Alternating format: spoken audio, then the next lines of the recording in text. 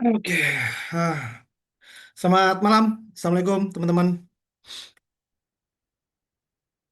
Udah berapa orang? 7 orang, 6 orang. Benediktus, lagi di rumah atau masih di kantor? Baru sampai itu Pak, kontrakan Pak. Oke, aman ya. Hawari, Hawari, Ya Pak, di mana? Udah sampai rumah belum? udah Pak, udah di rumah Pak. Oke, aman. Gak hujan ya?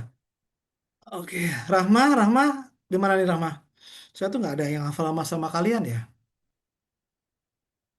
Iya Pak, Dan di mana posisi? Di rumah atau di kantor? lagi di sekolah Pak. Oh, lagi di sekolah. Aduh.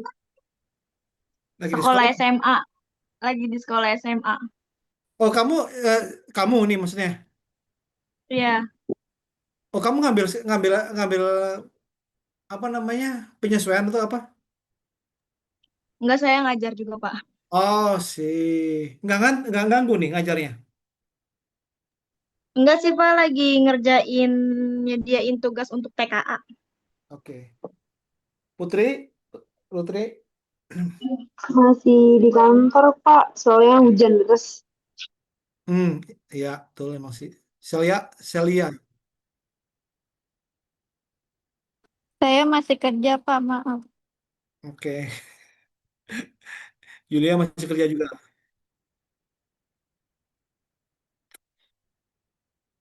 Oke, teman-teman, kita mulai aja ya malam ini ya. Mohon maaf sekali lagi kemarin hari Sabtu itu memang ada yang urgent yang nggak bisa saya tinggalkan, jadi saya nggak bisa ngajar Sabtu dan terpaksa teman-teman harus meluangkan waktunya malam ini sama besok gitu ya. Jadi mudah-mudahan malam ini saya bisa ngejar ketertinggalan materi ya, beberapa diskusi nanti ya kita bahas. Dan juga nanti besok kita lanjut dengan yang sesi berikutnya lagi. Eh, Berarti besok itu minggu depannya UTS ya, kalau saya nggak salah ya.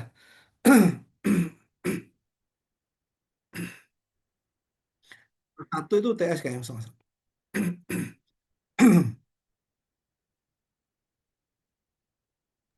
Iya Pak, UTS Pak, tanggal 1. Mm-mm, mm-mm. Oke, baik. Kemarin kita terakhir diskusi ngebahas terkait dengan baru masuk bahasan mengenai eh, identitas dan citra branding ya, citra identitas dan identitas brand identity dan eh, dan citra brand itu sendiri ya. Dan terakhir kemarin ada beberapa hal yang mungkin saya sedikit sedikit memberikan ke apa ringkasan aja dulu eh, yang membedakan antara identitas brand dan citra brand itu apa gitu ya. Jadi karena kan teman-teman nanti akan berkecimpung di dunia ini gitu. Paling nggak ada tiga tiga poin besar lah yang teman-teman bisa membedakan. Oh, kalau ini tuh identitas, kalau ini tuh citra gitu.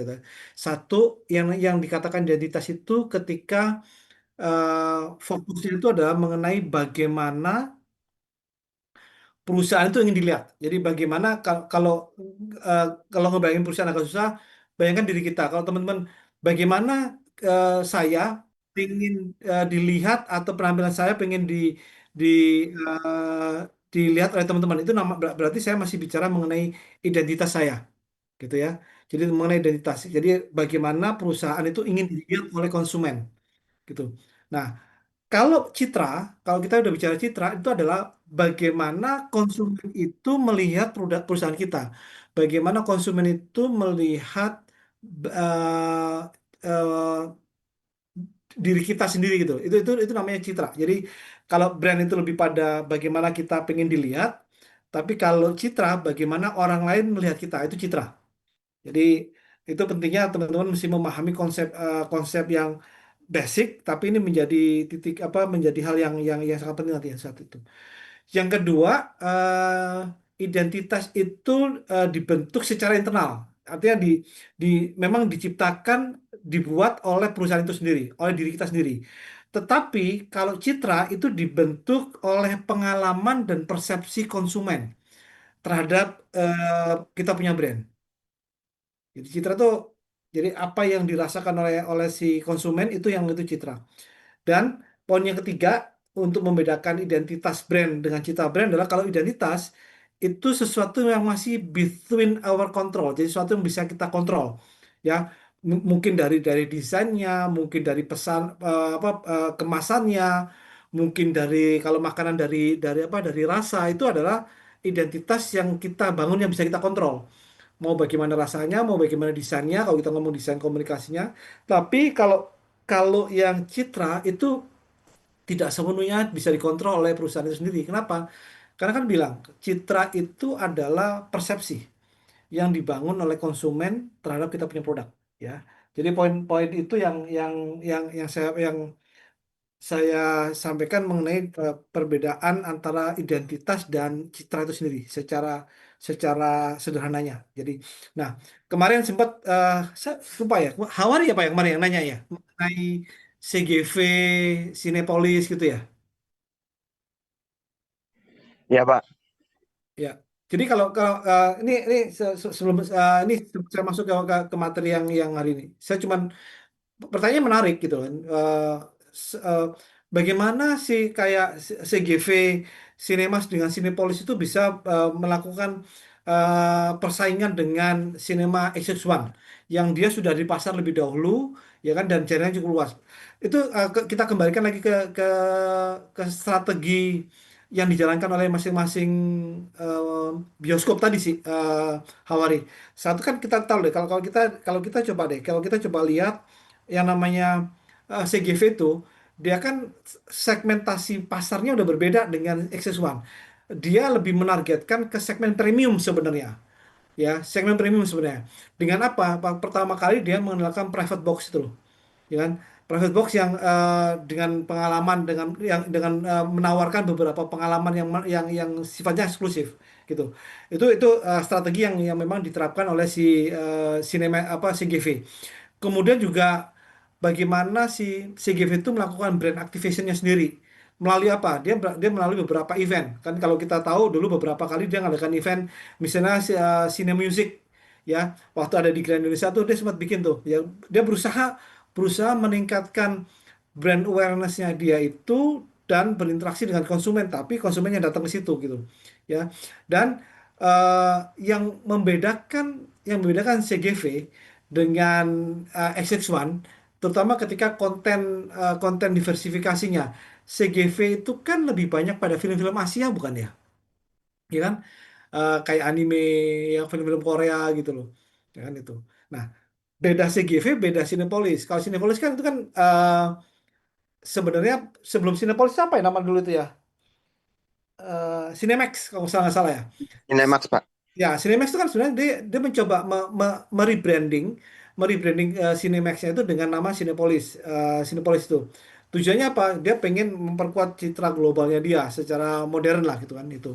Dan dan tidak jauh berbeda dengan CGV yang which is itu tidak dilakukan oleh si XX1. Dia juga sama, dia dia lebih pada ke premium sebenarnya fasilitasnya dengan memperkenalkan Dolby Atmos-nya itu loh, waktu itu kan layar IMAX yang melengkung gitu kan. Nah, itu yang strategi yang dibangun oleh baik itu Cinepolis maupun CGV. Nah, kalau kita lihat kenapa sekarang X1 itu sampai sekarang masih masih merajai gitu kan. Secara strategi berbeda, agak berbeda nih, ya kan? Apa bedanya? Satu, kalau X1 itu kan ekspansi jaringannya luar biasa, teman-teman, ya kan?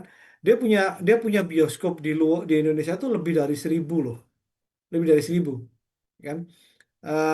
Dan dia ada di hampir lebih dari 50 kota kali, lebih dari 50 kota di Indonesia gitu. Sementara kalau di CGV, Cinepolis kan bisa kita hitung.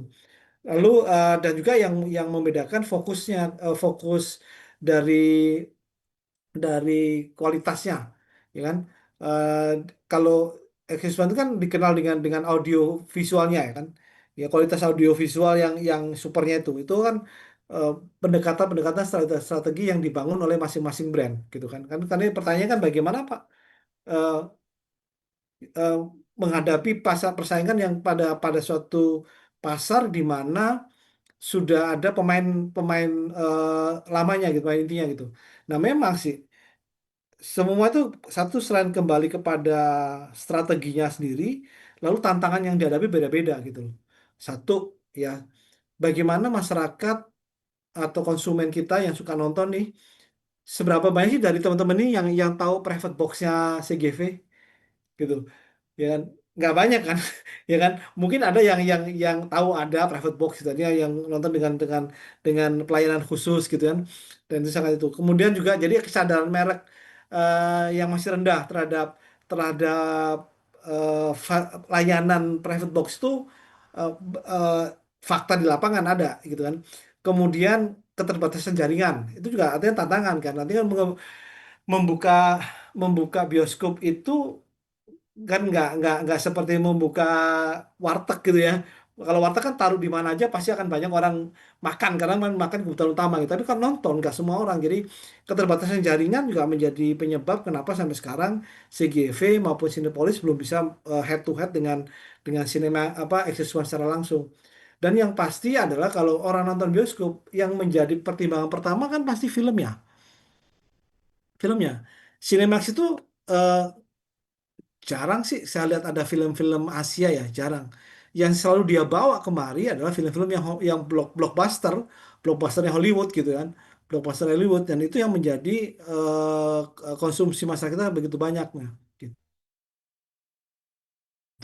Nah, pertanyaannya Lari menarik. Terus strateginya apa nih Pak? Ya yang bisa kita lakukan gitu. Kalau misalnya kita berkecimpung di bioskop tadi gitu. Satu mau nggak mau karena CGV itu pengen masuk ke private box tadi, tapi secara brandingnya nggak kuat, mau nggak mau si CGV harus meningkatkan brand awareness masyarakat, melakukan kampanye pemasaran yang lebih agresif, kemudian juga meningkatkan kesadaran terhadap produk bahwa ini loh saya punya private box. Jadi dia memang mencoba mencari market yang niche market, market yang memang cerukannya kecil, tapi mereka orang-orang kalau cerukan kecil tuh lebih cenderung loyalis sebenarnya, lebih cenderung loyalis. Sekali dia suka dengan satu produk, dia akan retain, dia akan kembali, ya kan? Dan bahkan dia mau spend banyak uang hanya untuk mendapatkan jasa atau layanan yang dia ingin dapatkan gitu, ya. Lalu kemudian selain meningkatkan brand awareness masyarakat, juga mau nggak mau kalau pengen menguasai pasar ya harus ekspansi jaringan, harus mau investasi gitu loh. Ya tinggal cari aja kira-kira masyarakat kota mana sih yang mempunyai daya beli yang cukup bagus untuk nonton dengan harga lebih mahal tapi layanannya jauh lebih bagus gitu. Dan filmnya harus dibuka tuh Hawari. Dia nggak bisa hanya main di Asia, apa film-film Asia gitu kan, anime. Dia mesti mau mulai melirik melirik film-film blockbuster kan. Sebenarnya kan kalau kalau bioskop menayangkan sebuah film, kalau film-film blockbuster itu bukan si produsernya yang membayar, bukan pemilik film yang bayar, tapi justru bioskopnya yang malah membeli kan, gitu. Ya beda dengan kasusnya yang apa film kemarin 17-an tuh Indonesia apa Merdeka ya kalau misalnya itu. Yang ada kan dia yang ngebayar supaya dia bisa bisa masuk ke bioskop gitu kan. Ya, akhirnya blunder juga tuh film nggak ada yang nonton nggak banyak gitu. Dan last but not least paling nggak gini apa namanya si CGV maupun Cinepolis harus melakukan peningkatan pengalaman dari si pelanggan. Pengalaman apa sih yang dia peroleh kalau dia nonton bioskop di CGV atau di Cinepolis yang nggak dia dapatkan ketika dia nonton di XX1. Eh, Bukan hanya sekedar filmnya gitu. Itu yang tadi bilang yang membedakan antara identitas brand dengan citra brand. Jadi kalau misalnya peningkatan pengalaman pelanggan itu bagaimana si CGV sama Cinepolis itu bisa meningkatkan persepsi masyarakat, persepsi konsumen bahwa nonton di CGV itu jauh lebih nyaman, jauh lebih menyenangkan dan memuaskan karena selain selain private gitu kan, mungkin harganya juga mesti dipertimbangkan lagi gitu. Nah, poin-poin kayak gitu tuh yang menjadi pertimbangan bagi bioskop ya, CGV dan Cinepolis itu kalau dia memang ingin bersaing sama sama Axis One gitu. Ya, hari ya, kurang lebih gitu lah nanti lah. Jadi uh, pesan saya buat teman-teman gini, satu dari apa yang kita pelajarin pertama kali kita ketemu sampai kemarin dan sampai malam ini, paling nggak teman-teman harus paham betul, eh, paham betul mengenai apa sih perbedaan dari identitas dan citra itu apa, kenapa kita mesti belajar ini ya. Jadi karena teman-teman akan menjadi orang strategisnya nih, orang strateginya. Coba deh apa namanya kejadian-kejadian yang di media banyak yang terjadi seperti itu ya. Kita lihat. Oke. Baik, nih saya lanjut ya teman-teman ya. Saya masuk ke sesi kita kemarin tuh sorry, kemarin itu kita sempat membahas.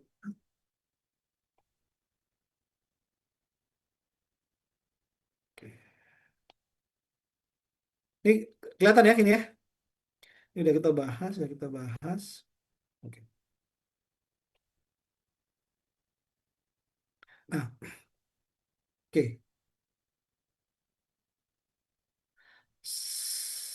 Selain ini,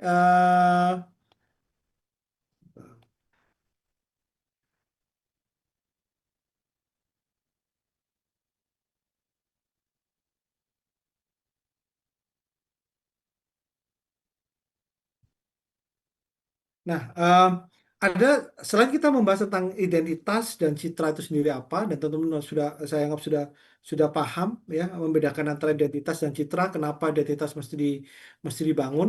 Karena dengan baik karena identitas adalah sesuatu yang bisa kita kontrol. Ya, sesuatu yang bisa kita kontrol. Kalau citra, kita hampir nggak bisa kontrol, karena citra itu kan persepsi yang dibentuk oleh masyarakat atas produk kita gitu. Jadi kalau kita mau ngebangun citra diri, itu makanya membangun citra diri, maka identitas diri kita harus kita betulin. Nah, bagaimana dengan positioning? Positioning itu lebih pada kita bicara mengenai eh, eh, bagaimana brand kita, produk kita itu secara unik itu diterima oleh masyarakat, oleh konsumen. Ya, kenapa? Karena maka brand itu harus punya solusi yang berbeda dan yang relevan dengan konsumen dan harus lebih baik dibanding kompetitor. Jadi eh, secara sederhana, positioning itu bagaimana kita menempatkan diri kita di pasar. Nah, bagaimana caranya supaya orang tahu kita ada. Kalau kita berada di satu perkumpulan dengan orang-orang misalnya berpakai baju putih, kita pakai baju warna merah, orang kita akan jadi kita menempatkan diri kita berbeda, yang harus unik. Ini yang disebut dengan positioning. Nah, tujuannya apa sih positioning itu? Ya satu, pastinya positioning itu bertujuan untuk adalah menentukan apa yang membuat brand itu relevan dan berbeda dari kompetitor. Jadi kita kita harus bisa menempatkan produk kita berbeda dengan produk lain. Tujuannya untuk supaya orang tahu bahwa kita ada. Kalau kita sama dengan kebanyakan orang atau kalau kita orang yang mediocre, ya orang nggak akan notice kita gitu. Nggak akan notice kita. Kemudian juga positioning ini membantu konsumen untuk mudah memahami menentukan pilihan. Ya. Mengapa dia mesti membeli? Mengapa dia mesti memilih brand yang kita punya? Ya, dan menjadi dasar dari semua komunikasi dan keputusan merek. Artinya gini, at the end ujung-ujungnya eh, komunikasi kita, ya komunikasi yang kita lakukan, pembentukan identitas yang kita bangun itu menentukan di pasar itu kita akan berada di urutan keberapa. Artinya gini, kalau kalau saya tanya, coba sebutkan eh, eh, produk kosmetik yang lagi tren. Ketika orang menyebut brand A, brand B, brand C, itu berarti kan itu brand yang disebutkan pertama kali, brand yang menjadi di benak mereka. Nah, ini memposisikan ini nggak gampang, teman-teman. Ya nggak gampang. Kalau kita pakai Google itu kan begitu kita ketik produk kita muncul di halaman pertama Google, itu sesuatu yang luar biasa. Artinya apa? Oh, selama ini banyak orang yang ngetik produk kita di Google dulu. Tapi kan sekarang nggak. Kalau muncul di halaman satu Google kan bisa bayar itu kan. ya kan? Bahkan tuh algoritma pun bisa bisa kita mainkan gitu. Sekarang udah begitu. Jadi, tapi artinya ujung-ujungnya dari positioning itu apa sih? Itu adalah menjadi tujuan utama, menjadi dasar yang harus kita pertimbangkan ketika kita akan melakukan komunikasi pasar. Jadi ujungnya tuh, ya. Nah, fokus utamanya apa? Jadi gini, fokus utama dari positioning itu pasti kan satu, dia harus bisa harus mempunyai manfaat utama dia. Ya, dia mempunyai manfaat utama. Apa manfaat utamanya? Sebenarnya gini, manfaat utama itu lebih pada masalah utama yang harus diselesaikan brand, ya, yang dihadapi oleh konsumen. Jadi ketika manfaat utama itu adalah sesuatu yang harus kita berikan kepada konsumen yang akan menjawab permasalahan konsumen. Paham ya? Jadi fokus dari positioning ini buat kita mau menempatkan produk kita ada di pasar di mana, di nomor urutan berapa dari pilihan masyarakat gitu ya. Maka yang pertama tuh fokusnya adalah satu, kita harus punya core benefit. Kenapa mesti punya core benefit? Core benefit inilah yang nanti menjadi solusi yang dibutuhkan oleh konsumen. Gitu. Contoh gini.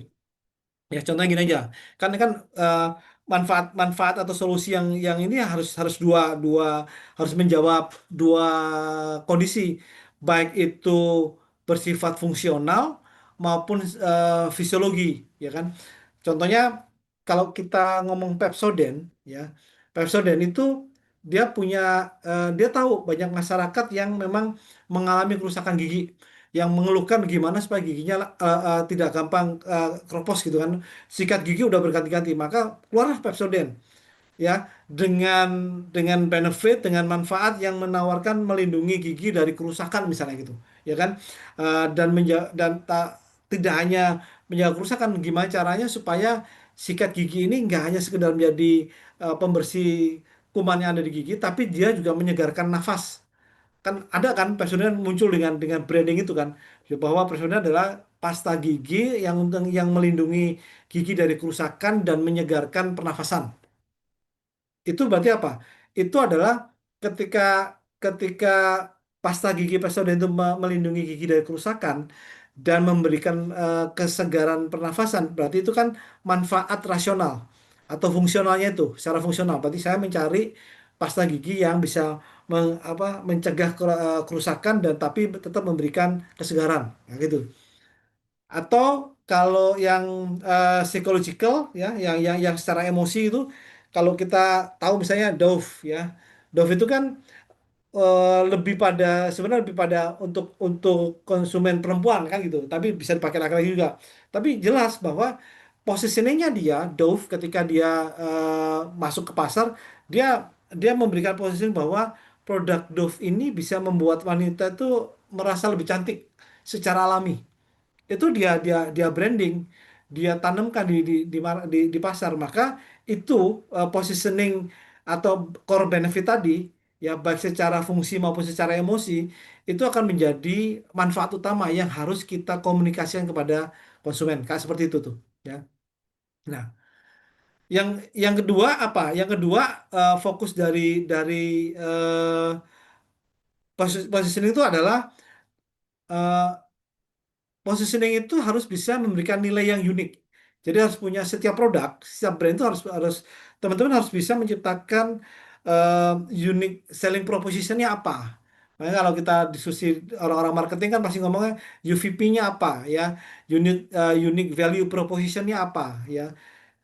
Tidak cukup sellingnya tapi value-nya, karena lagi-lagi kalau sekarang masyarakat itu melihat kalau saya beli produk ini manfaatnya buat saya apa, itu sekarang lebih lebih powerful dibandingkan kita hanya berfokus pada kita jual jual eh, mouse ini karena dia bentuknya nggak terlalu besar, pakai pakai Bluetooth gitu, nggak cuma itu, tapi kalau saya pakai mouse ini manfaatnya apa dengan saya nggak pakai mouse, nah gitu loh. Ya ini makanya uh, unique selling proposition ini menjadi salah satu fokus utama yang harus teman-teman pertimbangkan ketika melakukan positioning, ya. Jadi harus harus ada point of difference-nya lah. POD-nya tuh apa sih gitu kan yang relevan. Jadi apa yang membuat brand itu berbeda dan lebih baik dari kompetitor, ya.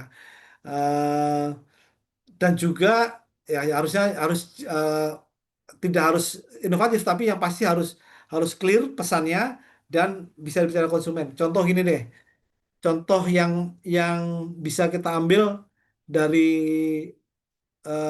case ini untuk yang UX Professional, misalnya kita ngomong kembali ke Wardah ya, ya. Wardah itu kan yang membuat dia berbeda dari kosmetik lain apa? Yang teman-teman nempel di kepala pastinya kan karena produk halal. Sementara Ya. masyarakat kita, majoritinya, kan masyarakat yang memang eh, peduli dengan produk halal gitu kan. Gitu. Begitu nanti ada ditemukan misalnya Wardah ternyata nggak halal satu produk, percayalah, pasti itu kan drop seketika. Nah ini yang harus dijual. Jadi si Wardah harus mencari nih kalau saya mau, kalau teman-teman mau, saya nggak tahu ya, kalau di bisnis bisnis apa kosmetik kok kayaknya laku banget ya di Indonesia ya. Sampai dibawa ke pengadilan segala lah gitu kan itu kan luar biasa saya pikir tuh sebegitu butuhnya kah kaum perempuan terhadap kosmetik yang bisa mengglowingkan muka gitu, mukanya Tanya glowing. Pak, Nah, Pak mau tanya Pak, ya ya Bagus.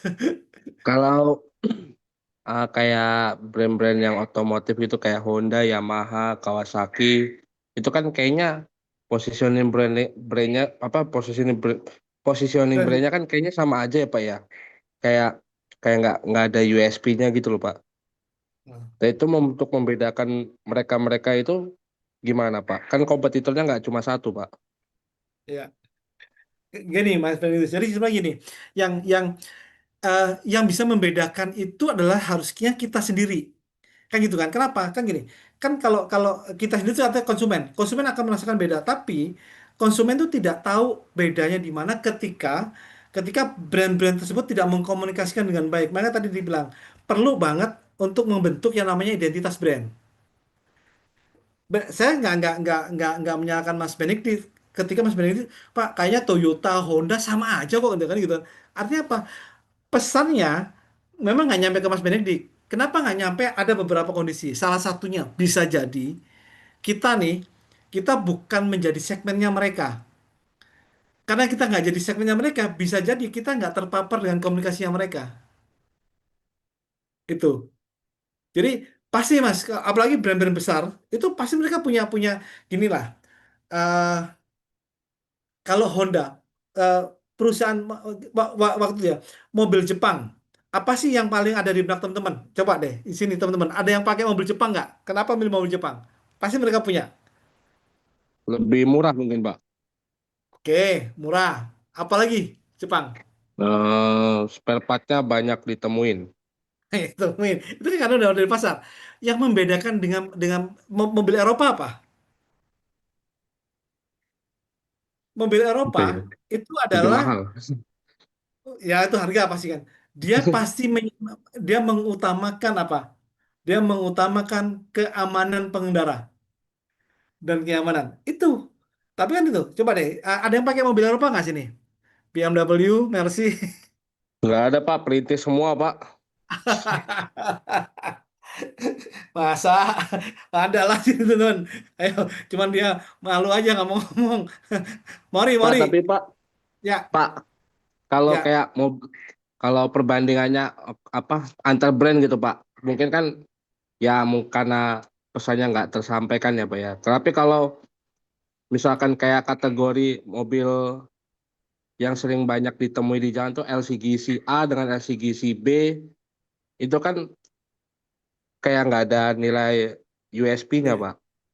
Oke, nanti nanti gini, Benedict. Nanti ini entah malam ini entah besok ya, saya akan ngomong tentang co-branding. Co-branding itu bagaimana mengkombinasikan dua produk jadi satu. Ada tujuannya. Kenapa gue mesti co-branding? Kenapa nggak gue pakai gue punya produk aja sendiri gitu? Itu ada kondisinya ya. Salah satunya adalah kalau dengan co-branding ya, itu lebih menghemat biaya produksi. Saya nggak bisa nggak perlu banyak dan saya komunikasi udah tahu kayak kayak misalnya Avanza sama Xenia itu kan dua dua merek berbeda kan, tapi disamain persis gitu kan. Hanya beda produsennya. Nanti ada kita bahas seperti itu. Tapi poinnya gini, bahwa teman-teman sebagai seorang marketing marketing manager gitu ya. Kita bicara marketing manager karena saya tidak bicara sebagai seorang sales manager. Seorang marketing manager itu membahas mengenai bagaimana, tidak hanya membahas mengenai bagaimana orang beli, ya. Tanggung jawab kita ini sebagai seorang marketing manager, saya ngomong marketing manager karena paling nggak teman-teman harus bertanggung jawab terhadap produk, price, place, dan promotion. Kan gitu kan. Nah, kita sekarang yang kita bahas adalah promotion. Promotion itu adalah komunikasi. Bukan bukan semata-mata hanya nyebar brosur, bukan, tapi komunikasi. Komunikasi itu nanti panjang. Ya, marketing communication tuh, marketing mix tuh ada banyak macam. Nah, kita hanya ngomong dari satu sisi aja. Jadi menarik. Maka tugas teman-teman gini, bagaimana saya mau memposisikan barang saya di pasar. Salah satunya nanti adalah dengan cara positioning. Saya mau diterima di masyarakat itu sebagai mobil apa? Apakah diterima sebagai mobil murah, ya kan? Murah, eh, awal-awalnya ya, murah, mobil Jepang itu, dan perawatannya juga tidak mahal. Atau saya memposisikan diri sebagai mobil yang nyaman, yang membuat si pengemudi di belakangnya, setir itu dijamin keselamatannya ketika berkendara gitu kan. Itu ditentukan oleh perusahaan. Maka identitas itu muncul, identitas itu dibangun oleh perusahaan, tetapi keputusannya ada di konsumen. Saya anggap, oh enggak kok, mobil Jepang menurut saya nggak murah-murah juga. Setelah munculnya mobil-mobil Cina nih kan gitu kan. Ya sekarang dan udah beda lagi nih. Kenapa masyarakat sekarang itu masih belum bisa terima mobil listrik secara penuh? Masih banyak loh. Sekarang tuh di pasar tuh keraguan-keraguan masyarakat membeli mobil listrik tuh masih banyak. Kalaupun orang yang beli, apa sih benefit yang ditawarkan? Pertama adalah satu, ya, pajaknya, ya toh. Dua, ya, gue nggak perlu ngisi BBM lah, lebih murah pakai listrik kan gitu kan. Itu yang dibangun, brand yang dibangun dalam mobil listrik. Tapi ketika maintenance, orang belum berani masuk tuh. Nah, ini yang menjadi celah kenapa mobil-mobil Jepang seperti Honda, Toyota sekarang pun mereka belum belum mau masif tuh ngebuat mobil listrik karena bisa jadi infrastruktur masih belum siap nih di Indonesia. Ya kan? Malah eh, Jepang lagi mencoba mengembangkan mobil listrik dengan BBM air tuh, hydro nih. Bisa bayangkan nih kalau ini benar-benar jadi, ya udah, mobil listrik dengan air, ya kan. Mau mobil dengan bahan bakar air bisa hilang tuh. Jadi kayak seperti itu. Jadi kalau ditanya lagi, ketanya si Benedict, kenapa sih Honda, Toyota kayaknya posisinya sama-sama aja? Enggak, itu beda, pasti beda. Justru malah tantangannya harusnya gini, kenapa ya Mas Mas Benedict kok masih nggak nangkep perbedaannya? Itu tantangan dari orang markomnya. Orang dari markomnya, apa yang salah dengan komunikasi saya sehingga nggak semua orang melihat perbedaan Toyota sama Honda, sama-sama mobil Jepang, gitu. Pasti membedakan, kebetulan gitu, gitu. Ya. Nah, kalau misalnya kayak gini ya misalnya, kalau Honda itu kan masuk, Honda itu dalamnya aksesorisnya ya gitu-gitu aja, tapi mahal kan? Hitungannya mahal sekarang Mas, itu mahal. Ya, kita beli HR-V aja, lihat dengan harga 400-500 kayak gitu, plain vanilla gitu kan dalamnya tuh. Memang Honda tidak kan Honda itu sempat ngomong, eh, dia tidak menjual fitur, tapi dia menjual kenyamanan gitu, saya gitu. Sementara dibandingkan dengan mobil, sama-sama mobil yang fiturnya wah tapi nggak nyaman, tapi yang nggak aman, itu dia dia dia dia apa dia sampaikan tuh secara clear gitu. Itu. Nah, gimana dengan yang nama target audience? Jadi fokus utama dari positioning, teman-teman kalau menanya langsung aja ya kayak Benedict tadi aja, langsung tanya aja. Eh, Fokus utama dari positioning yang ketiga adalah target audience harus spesifik. Sorry, saya balik lagi ke mana yang unik ya, unik tadi ya, yang Wardah tadi. Wardah itu kan unik propositionnya dia, unik sellingnya, unik selling propositionnya dia kan, dia mengatakan bahwa Wardah itu kosmetik yang halal pertama di Indonesia gitu. Halal pertama di Indonesia gitu. Ada eh, akan banyak halal-halal yang lain, tapi yang paling eh, yang paling pertama ya yang mau yang faktanya adalah si Wardah gitu. Atau misalnya Gojek. Gojek itu kan menjadi super app lokal dengan layanan yang terintegrasi itu. Jadi dia memposisikan diri. Gimana caranya kalau awalnya hanya pesen transportasi, sekarang dia nggak mau. Dia nggak mau Gojek itu hanya sebagai alat untuk mesen ojek. Maka dikembangkanlah aplikasinya Gojek itu kan ada ojek, ada pengantaran makanan, ada dompet digital. Itu kan bagian-bagian dari strategi yang dilakukan oleh produsen ketika dia mau memposisikan dirinya sebagai sebagai pemenang pasar positioningnya gitu. Gitu. Dan ini nggak cuma ini, kami pun di perbankan juga melakukan hal yang sama gitu. Misal ya, saya bilang di tempat saya tuh saya pasti mengatakan saya di bank syariah itu apa yang membedakan bank syariah tempat saya dengan bank syariah yang lain misalnya gitu kan gitu. Kalau bang Pak bunga atau segala atau ujroh lah atau nisbah lah atau bagi hasil lah gitu ya. Enggak. Kalau masalah bunga kalau saya bahasa sederhana bunga itu bukan menjadi positioning kita. Karena kalau once saya fokus pada price competition itu sangat gampang diikuti oleh bank-bank yang lain. Dan yang menang adalah bank yang besar. Dia bisa ngasih bunga yang lebih rendah, apalagi bank-bank yang namanya bank himbara. Ya, himbara itu kan kalau ngasih pricing itu kan eh, bisa bisa murah kenapa? Karena kan dia disuntik dana terus oleh pemerintah. Kayak kemarin tuh, ya, Purbaya tiba-tiba ngelontorin aja 200 triliun, taruh jeder.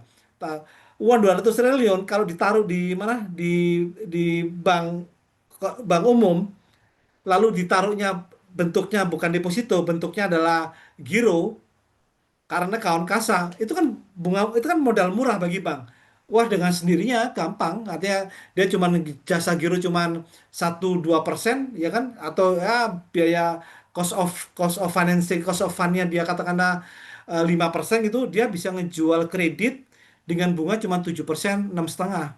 Sementara kita bank-bank yang swasta modalnya dari nasabah, yang nasabah naruh di bank tuh taruhnya deposito. Deposito kan bunganya mahal, ya kan, cost of fundnya aja sudah 6-7%, nggak mungkin, atau 5%, atau 6,5, nggak mungkin kita kasih 6,5, boncos gitu.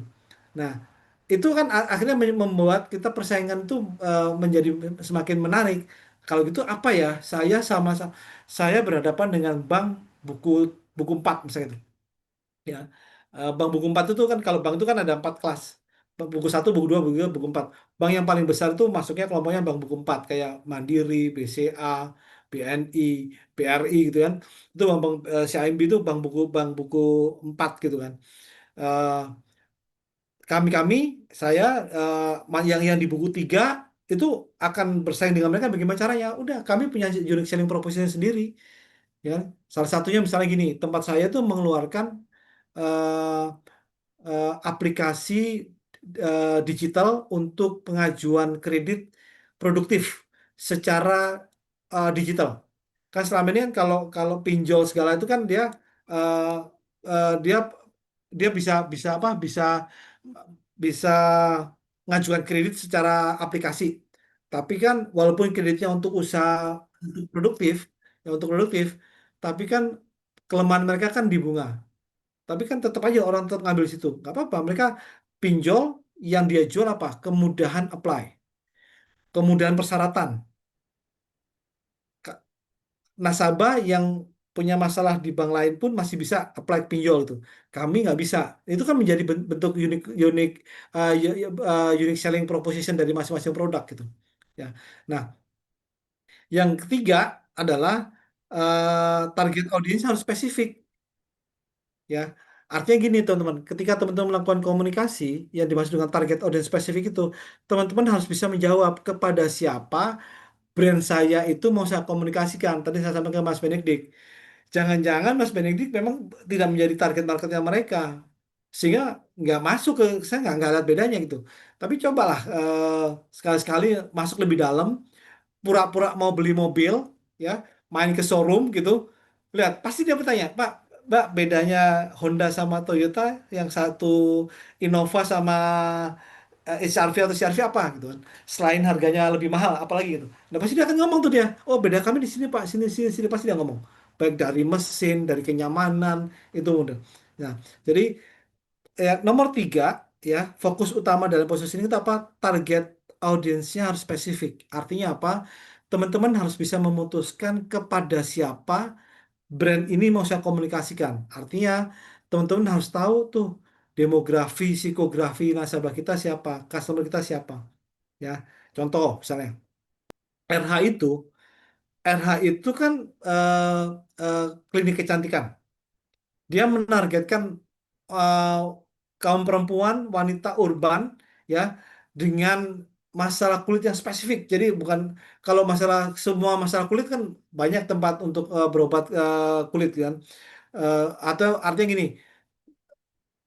si RH ini, RH klinik ini dia mencoba masuk ke dalam eh, pelayanan penyembuhan atau pelayanan solusi penyakit kulit yang spesifik, bukan semua, bukan bagi semua pengguna skincare gitu misalnya gitu.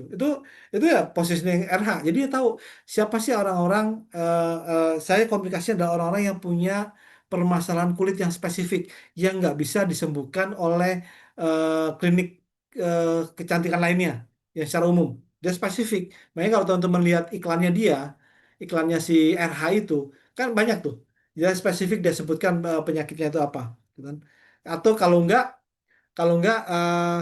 misalnya Indomie lah, Indomie ya.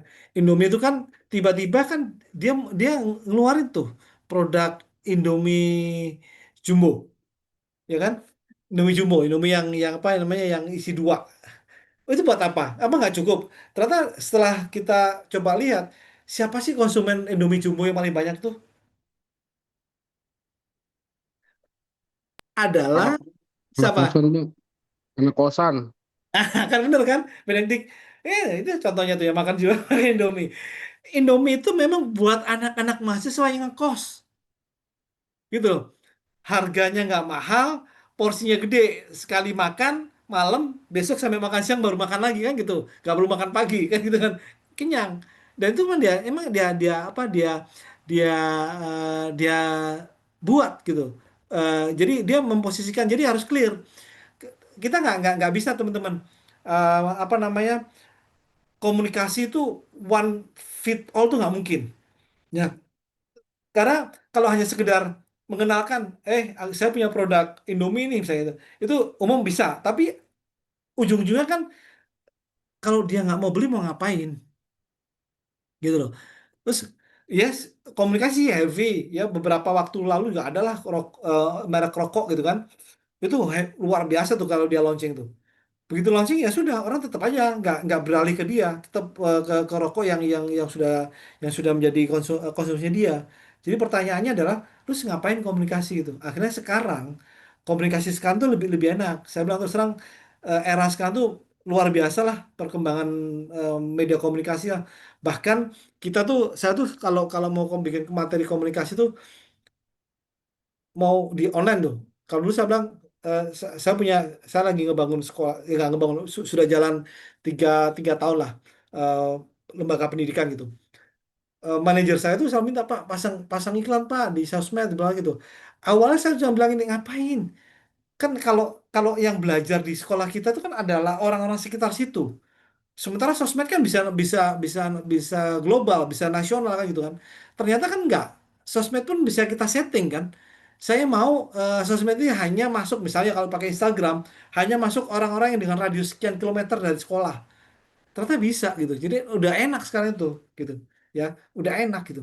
Jadi eh, bahkan kita targeting dari komunikasi itu bisa kita tentukan. Nah, teman-teman yang mesti kita lihat, yang mesti kita pahami bahwa ketika kita bicara mengenai positioning, berarti kita kita kita tuh bicara mengenai janji nilai, janji tentang nilai yang kita berikan kepada mereka, ya. Maka brand positioning itu adalah janji atas nilai utama yang selalu dipegang dipegang oleh brand. Jadi apa yang dikomunikasikan itu yang harus dipenuhi.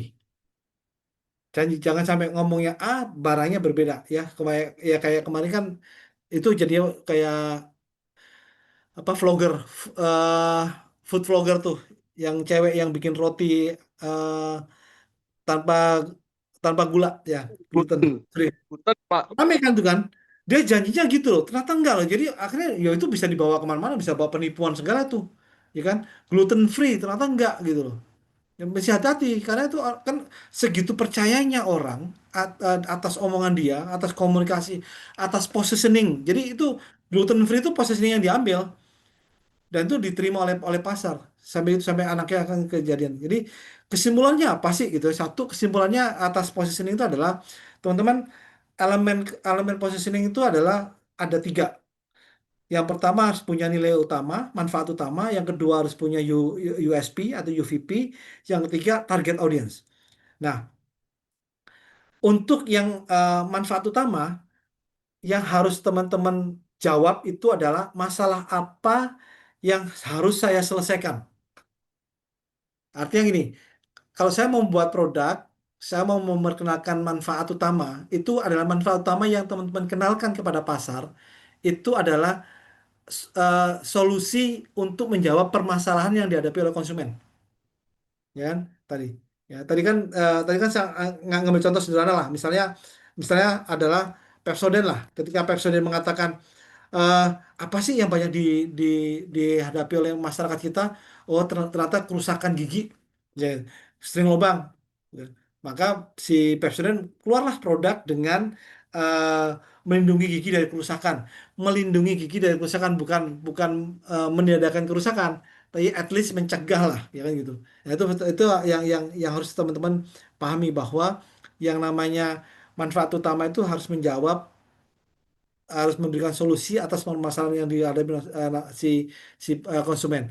Yang kedua, kalau elemen yang USP, pertanyaan atau hal yang harus kalian jawab tuh apa sih yang membuat eh, produk saya tuh berbeda. Kalau teman-teman di kantor, ya di kantor ada yang sekantor gitu, belum mesti kalau kalau kalau kalian pengen dipromosikan, belum mesti punya apa yang membuat saya berbeda dari teman-teman. Gitu. Oh, misalnya gini, saya kalau dipanggil atasan, saya akan datang ke ruangan ya dengan data yang lengkap saya gitu. Atau kalau saya punya masalah, saya akan datang ke pimpinan untuk minta arahan, tapi saya juga memberikan solusi. Karena banyak orang-orang ketemu atasan tuh menyampaikan masalah tapi nggak menyampaikan solusi gitu kan. Nah itu yang jadi membuat kita tuh pimpinan, lu ngelempar masalah doang ke misalnya, tapi nggak bisa. Jadi sehingga kita punya punya penilaian sendiri. Tapi beberapa beberapa tim saya tuh kalau datang ke saya, Pak, ini ada case begini.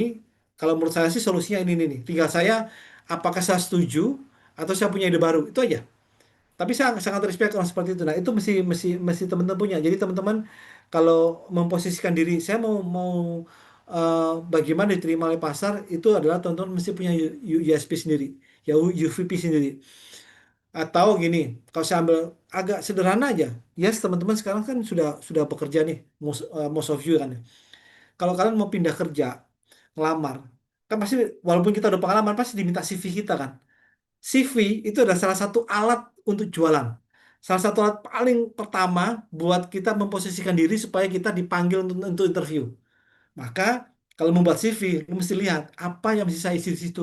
Jangan cuma nama, tempat tanggal lahir, alamat, pengalaman kerja di PT ini sekian tahun enggak. Tapi achievement apa atau reward apa yang pernah saya peroleh selama saya bekerja di tempat saya sekarang yang akan bermanfaat bagi perusahaan baru nanti. Nah, itu mesti punya tuh selling proposition itu, ya. Dan yang ketiga, target audience. Artinya apa? Teman-teman harus bisa menjawab siapa sih konsumen utama saya. Ya, jadi membuat materi komunikasi itu sesuai dengan konsumen utamanya. Jadi kalau kayak tadi ya, kayak yang bicara case-nya si CGV sama Cinepolis tadi, mesti lihat ketika dia punya private box itu kan nggak murah nonton di situ, ya kan? Mesti tahu siapa sih yang orang yang mau nonton, filmnya sama, ceritanya sama, gitu kan? Tapi bayarnya lebih mahal. Nah, ini yang mesti dipikirin oleh si GV tadi. Kan tahu itu adalah segmennya nggak besar. Oh, ternyata misalnya nih, ya, dia ada punya data. Oh, kalau satu bioskopnya, letak bioskopnya harus di tempat yang tepat nih. Oh, ini cocoknya kalau di Jakarta gampang. Eh, oke lah kita buka CGV di daerah Jakarta Selatan, Pondok Indah misalnya, atau di daerah Jakarta Barat, di daerah Puri misalnya gitu. Itu clear. Jangan punya CGV sama-sama mentang-mentang sama-sama Jakarta, taruhnya misalnya di daerah eh, Condet misalnya gitu ya. Bukan berarti menekan orang-orang Condet nggak misalnya gitu kan. Itu kan nggak orang Pondok Indah nggak mau ke sana. Ngapain jauh-jauh gitu kan. Nah, itu mesti mesti lihat tuh ya. Jadi mesti tahu konsumen utamanya siapa. Nah, itu. Oke, saya lanjut. Nah, ini ada setelah kita tahu setelah kita memahami mengenai apa positioning itu apa, sekarang dalam komponennya apa sih? Komponen-komponen yang harus kita pertimbangkan, yang harus kita perhatikan ketika kita melakukan positioning itu apa aja? Yang pertama adalah target audience. Jadi gini, teman-teman, kalau saya mau komunikasi, parameternya apa aja yang harus saya pertimbangkan, yang harus saya address, yang harus saya menjadikan pertimbangan dalam saya membuat materi komunikasi. Yang pertama adalah audience. Ya, audiens siapa? Audiens itu adalah siapa konsumen utama yang ingin kita layani, yang ingin Anda layani dan Anda pengaruhi. Ya, itu. Yang utama itu. Sehingga apa? Contoh, ya, kalau kita ngomong ngomong balik ke Wardah tadi. Kalau Wardah memposisikan diri sebagai eh, kosmetik halal pertama di Indonesia, dia mesti tahu nih siapa target audiens utamanya dia. Ya, pastinya lah kalau orang yang ngomong kalau dia ngomongnya adalah halal, yang menjadi target utama yang terbesarnya adalah para kaum wanita Muslim yang tinggal di perkotaan. Kalau mbak-mbak yang tinggal di kampung mungkin nggak nggak pengaruh kali sama Wardah. Kenapa? Mahal, misalnya gitu. Mahal nggak sih? Saya belum pernah pakai Wardah soalnya. Eh, eh, Dia tahu, jadi maka Wardah itu posisinya adalah dia cari orang-orang yang tinggal di perkotaan, anak-anak muda, anak usia 18 sampai 35 tahun gitu ya, Muslim yang dia peduli dengan dengan kecantikan dan produk yang halal misalnya gitu. Itu mesti lihat si Wardah harus tahu tuh. Atau tadi, nah kalau misalnya kita ngomong Tokopedia, siapa sih target utamanya Tokopedia itu adalah orang-orang yang digital native di kota besar ya yang orang-orang yang terbiasa belanja secara online ya jadi itu harus harus menjadi pertimbangan makanya memang waktu sebenarnya kalau menurut saya belanja online itu kan terdorongnya itu rame-rame kan waktu COVID dulu kan tiba-tiba kan ya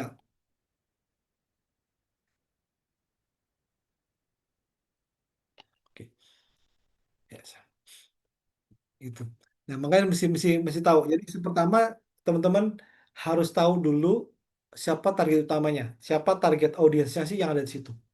Ya. Sebenarnya gini loh, eh, tidak hanya kita mengenalkan produk, sama seperti yang saya lakukan sekarang ketika saya eh, diminta ngajar dengan mata kuliah ini, saya pasti harus tahu siapa teman-teman, siapa sih audiens saya, siapa mahasiswa saya ini. Ya bukan saudara nama, bukan. Tapi apa background teman-teman, majority. Apakah teman-teman tuh backgroundnya orang-orang yang memang berkecimpung di dunia pemasaran? Atau mungkin teman-teman eh, memang saat ini sudah pernah berkecimpung untuk di agensi itu saya mesti tahu. Lalu bagaimana pemahaman teman-teman atau bagaimana pengetahuan teman-teman terhadap materi-materi terkait dengan branding. Itu menjadi dasar saya ketika saya membuat materi gitu. Jadi saya nggak akan masukkan semua materi. Kalau kita ngomong materi yang ngajar banyak teman-teman. Cuma cuma enggak. Saya mesti lihat siapa nih. Oh teman-teman pasti satu backgroundnya rata-rata sama. Pendidikan terakhir majority adalah SMA, gitu kan. Kedua kalau SMA majority teman-teman pengalaman kerja adalah 2 3 tahun, ya. Kalaupun ada paling paling tinggi 4 tahun ya majority loh, saya nggak ngomong spesifik satu orang gitu kan. Kalau saya pasti akan ada berbeda. Yang Italia yang majority itu mesti saya menjadi pertimbangan. Jadi target audience. Yang kedua adalah frame-nya, ya. Frame of reference. Frame of reference itu gini, kategori produk apa yang atau layanan apa eh, te- tempat brand akan bersaing. Jadi kategori produk atau lain apa di mana produk saya itu mau bersaing. Jadi kalau kita bicara tadi ngomong masalah Indomie, ya kan, Indomie itu berada di frame of reference mie instan cepat saji. Jadi mesti tahu nih produk saya ini masuk kelompok mana nih kategorinya nih, gitu kan? Oh, mie instan cepat saji. Aqua misalnya, ya air mineral Aqua. Aqua itu masuk ke dalam frame of reference-nya apa? Air minum dalam kemasan. Dia tahu kalau saya ngomong air minum dalam kemasan, saingan saya apa? Ada Le Minerale, ya kan? Ada Ades, ada itu banyak gitu maksudnya tuh ya. Walaupun orang tahu bilangnya pertama kali muncul adalah Aqua gitu kan. Kemarin Aqua lagi masalah ya kemarin ya. Gara-gara itu nggak tahu ya si cewek itu siapa ya? Markom ya? Blunder, Pak, blunder ya, Pak. Blunder. Emang blunder emang dia. Makanya ketemu KDM ditanya dia bilang kata akhirnya dibor ya udah panjang tuh akhirnya kan. Nggak tahu dia masih kerja situ nggak tuh si perempuan. Hanya di PHK lagi sama itu ya. Itu hati-hati teman-teman ya. Itu contoh-contoh nggak tahu teman-teman sempat sempat ngelihat videonya nggak. Jadi ketika Deddy Mulyadi visit sidak ke pabrik Aqua di Jawa Barat, ketika ditanya mengenai sumber air, dia jawab sumber airnya dibor, nah udah. Jadi bahwa akhirnya mengklarifikasi. Dan itu masih clear ya. Lalu misalnya kalau apa tadi contoh lain, Gojek misalnya. Gojek itu awalnya kan dia sebagai transportasi online kan gitu kan, transportasi online kan. Nah, kini sekarang udah mulai meluas tuh, ya kan. Gojek itu menjadi super app. Apa namanya aplikasi Gojek itu super app. Di situ banyak, ya kan. Tidak hanya sebagai sebagai aplikasi untuk pesanan ojek, tapi bisa pesan makanan, bisa kirim barang, ya kan. Bisa juga menjadi wallet gitu kan, apa namanya dompet digital gitu. Artinya banyak sekali hal-hal yang menjadi alasan yang menjadi tujuan utama bagi sebuah brand itu masuk dalam pasar. Ya, jadi yang pertama komponen ketika teman-teman melakukan positioning itu teman-teman pasti harus lihat target audiens saya siapa. Ya, target market saya siapa. Kedua adalah masuk ke dalam frame of reference. Produk saya itu masuk ke kelompok yang mana sih? Kelompok yang mana? Golongannya itu. Ya. Nah, yang ketiga adalah point of difference-nya apa? Jadi artinya point of difference itu adalah apa yang membuat produk kita, brand kita itu berbeda dan nggak cuma beda ya, dan better than dan lebih baik daripada kompetitor. Ya, Pak, mau PDB-nya tanya, Pak. apa? Yang apa point of difference sama USP sama apa beda, Pak? Maknanya. Beda, beda, beda dik. Kalau kalau USP tadi itu kan USP itu gini. Ketika kita bicara USP, kita bicara mengenai tujuan tujuan fokus fokus komunikasi kita apa sih? Kayak gitu kan. Saya mau komunikasi nih ke pasar. Yang menjadi yang mau saya komunikasikan apa? Apakah saya mau mengkomunikasikan manfaat core benefit dari produk saya atau saya mau mengkomunikasikan perbedaan produk saya kepada dengan kompetitor? Ya, itu. Sementara kalau yang frame of reference itu komponen. Kalau saya mau komunikasi, apa yang menjadi pertimbangan saya? Artinya, apa yang saya pertimbangkan? Satu, saya komunikasi saya harus mempertimbangkan audiens saya. Tadi saya contohnya gini, ketika saya ngajar, saya mesti lihat nih, mahasiswa saya ini backgroundnya apa ya? Pendidikan sebelum kuliah apa ya majority? Lalu sekarang seberapa jauh dia kira-kira tahu tentang mata kuliah ini ya? Itu ketika saya mempertimbangkan audiens. Lalu kedua, saya ngomong frame of reference nih. Saya ngajar itu masuk kelompok mana ya, gitu kan? Supaya mengajar saya itu bisa menarik bagi mahasiswa. Oh, ini lebih pada komunikasi publik nih. Maka saya mesti berpikir bagaimana supaya saya ngajar tetap menarik, ya walaupun malam-malam capek-capek kena hujan gitu ya. Mahasiswa masih mau nungguin nih, ya walaupun saya nggak ngeliat ya ada mau tidur apa nggak tahu lihat. Tapi apa yang mesti lakukan? Atau artinya saya melihat ngajar ini masuk kelompok yang mana? Aqua itu masuk kelompok yang mana ya? Oh, masuk kelompok minuman dalam kemasan. tujuannya, tujuan saya tahu frame of reference untuk apa kira-kira? Dengan saya tahu frame of reference saya, dengan saya tahu posisi saya ada di apa, saya masuk kelompok mana, saya akan tahu kompetitor saya siapa. Ketika ketika Indomie tadi mengatakan, oh Indomie itu masuk kategori mie instan, misalnya gitu ya, kategori mie instan cepat saji. Saya tahu, akhirnya si Indomie tahu saingannya Indomie itu siapa aja sih? Ada Sarimi, ada Bulldog, ya kan? Ada bla bla bla itu. Tahu. Jadi tujuan kita tahu frame of reference itu untuk itu. Jadi beda, Benedict, antara USP sama frame of reference. Ya. Kalau perbedaannya dengan point of difference itu apa, Pak? Oke. Nah, sekarang bahas nih. Point of difference itu apa gitu kan? Point of difference apa? Itu tadi. Point of difference itu lagi sebenarnya gini. eh, USP itu akan meng-create pembeda, meng-create POD ini.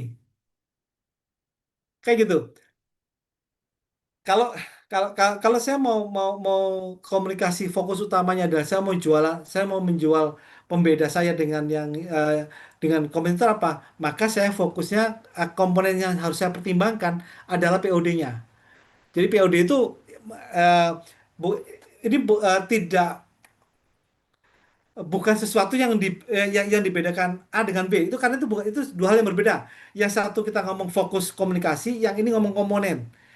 Kalau saya mau ngomong fokus komunikasi saya adalah USP, maka komponen yang saya pertimbangkan adalah POD-nya nih. POD-nya. Jadi ini bukan sesuatu yang terlepas. Ini saling, dari yang saya omongkan dari awal sampai sekarang itu saling terkait, teman-teman. Ya, saling terkait. Nggak bisa, nggak, saya mau ngomong USP aja nggak bisa. Atau gini, untuk memenangkan pasar, saya akan fokus pada USP. Nggak bisa, teman-teman. Suka nggak suka, teman-teman harus ngomong mengenai core benefit. Kalau Anda mengatakan eh, USP saya itu, produk saya itu memberikan solusi. Ketika kita ngomong solusi yang dihadapi oleh konsumen, berarti teman-teman mulai lari ke depan, lari ke nomor satu tadi, core benefit. Gitu. Ketika ngomong core benefit, berarti kan teman-teman ngomong mengenai produknya kan. Produk saya benefitnya apa sih untuk menjawab permasalahan tuh? Maka teman-teman bicara mengenai tadi, apa penyelesaian masalah yang mau diselesaikannya apa, gitu. Jadi ini bukan bukan beda beda beda USP sama POD, enggak. Kalau kita lihat ya sekarang, POD itu kan sesuatu yang membuat brand itu berbeda dan lebih lebih baik dari kompetitor. Artinya apa? Mas Benedik bicara mengenai USP di sini. Kita bicara mengenai USP nih, ya, USP. Sehingga apa? Sehingga teman-teman mesti bisa lihat, oke, kalau saya ngomong mengenai USP produk saya POD-nya apa ya? POD itu kan harus relevan. Harus relevan itu harus apa? Harus relate terhadap konsumen. Kemudian juga kredibel, bisa dipercaya nih. Ya tadi, ketika tadi ngomong roti gluten free, itu sebenarnya dia menjawab relevansi bagi ibu-ibu, bagi orang tua yang punya eh, masalah dengan gula. Jadi ada satu konsumen yang sangat eh, apa namanya, menghindari gula untuk anaknya, maka dia belilah roti yang dipromosikan, yang diiklankan oleh si vlogger tadi, bahwa roti saya tuh gluten free loh. Nah, itu akan itu sebenarnya menjawab permasalahan si ibu-ibu tadi, gitu. Ibu kenapa dia dia beli? Pas banget. Nah, enaknya gini, eh, teman-teman pasti tahu lah, ketika teman-teman mencari barang, ya kan, butuh nih, gue mau beli barang nih secara digital, dia cari sekali. Begitu cari sekali aja, ya, sekian detik, muncul tuh tiba-tiba tuh penawaran-penawaran produk yang kok pas banget ya seperti yang gue cari ya. Sering gitu kan? Pasti sering gitu loh. Gak usah gini. Kalau teman-teman nih sering banget membeli makanan secara online, pesen nih nasi Padang, ya kan, sate, habis itu rendang, pokoknya makan makanan yang memang mengarah eh, ke penyakit yang namanya kolesterol. Tiba-tiba teman-teman merasa kakinya sakit, semutan atau apa, aduh, ini apa ya, kok pundak kayaknya pusing terus gitu. Jangan-jangan kolesterol naik. Pas lagi ngomong jangan-jangan kolesterol naik, tiba-tiba pakai buka TikTok, kok ada orang tiba-tiba ada iklan nawarin produk, nawarin obat kolesterol. Teman-teman masih mikir, kok pas ya? Enggak, itu memang sudah disetting oleh si si aplikasinya, ya kan? Sedemikian rupa sehingga dia tahu. Kenapa dia tahu kalau kita butuh kolesterol? Karena lu suka mesen melalui online makanan-makanan yang berpotensi naikin kolesterol. Dengan sendirinya tuh, kan dia rangkap tuh. Maka, nah, kan gue mesennya di ini Pak, mesennya kan ada di apa dipakai pakai misalnya pakai Gojek misalnya gitu kan. Tapi saya dapat tawaran produknya dari TikTok nih. Kan TikTok sama Gojek kan sudah menyatu tuh. Ya kan udah menyatu. Ya kan mau nggak mau keluar. Makanya saya bilang itu poinnya bahwa POD itu harus relevan dan kredibel. Nah, tadi saya bilang untungnya relevansi itu ya untuk menciptakan sebuah produk itu relevan atau sebuah produk itu relevan terhadap konsumen. Sekarang udah banyak alatnya. Ya pakai logaritma ya sosmed yang kita pakai aja udah kebaca tuh. Bahkan kadang-kadang kan kalau kalau teman-teman lihat TikTok nih, serumah itu bisa dapat FYP yang sama loh, ya kan? Entah kita duluan atau orang lain duluan, tapi di rumah itu dapat karena dia tahu dia dia mendetek dengan eh, keberadaan kita punya gadget. Oh, gadget ini radiusnya sekian nih. Di sekitar segitu tuh orang-orang yang ditonton apa sih? Gak kemana-mana, gitu kan? Tinggal nanti kita tonton, kita klik atau enggak, kita lihat berapa detik atau enggak, itu akan menentukan step berikutnya gitu. Maka komponen dari positioning itu selain target audience, frame of reference dan POD, POD itu akan mensupport USP ya, bukan sesuatu yang berbeda tuh, akan mensupport.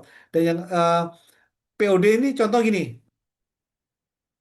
eh, tadi saya bilang ngomong air apa air kemasan ya kan, air kemasan Aqua itu kan yang sekarang yang disampaikan oleh Aqua itu kan proses filtrasinya ya kan, pelindungan atas kualitas yang dijaga ketat itu kan menjadi jargon yang selalu dibawa oleh si Aqua sekarang tuh kan gitu ya.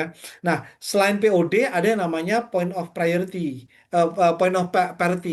Nah, point of parity itu apa sih gitu kan, itu adalah apa yang harus dimiliki oleh brand ya agar tetap dianggap layak ya dalam kategori tersebut. Jadi supaya kita bisa tetap bahwa kalau kita mengatakan kita minuman mineral, maka kita mesti jaga tuh.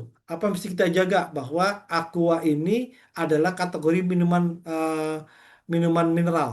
Kan ada tuh air dalam kemasan yang bukan mineral kan? Ya, ada kan gitu. Nah, tinggal kita lihat, contohnya gini. Contoh lainnya adalah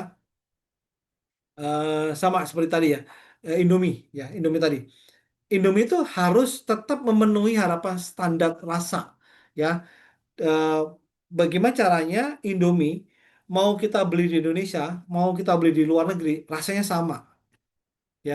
Mau dipakai di reb- i- Indom Indomie itu direbus dengan air air mineral dari galon atau air sumur yang disaring, itu rasanya masih sama, nggak berubah. Dari pertama dibuat sampai sekarang rasanya Indomie itu nggak berubah. Bisa bayangkan tuh, ya siapa sih yang nggak suka Indomie di Indonesia itu? Ya di luar pun orang pada suka. Baik anak kecil aja suka Indomie kok. Saya nggak tahu juga gimana dulu buatnya, ya kan?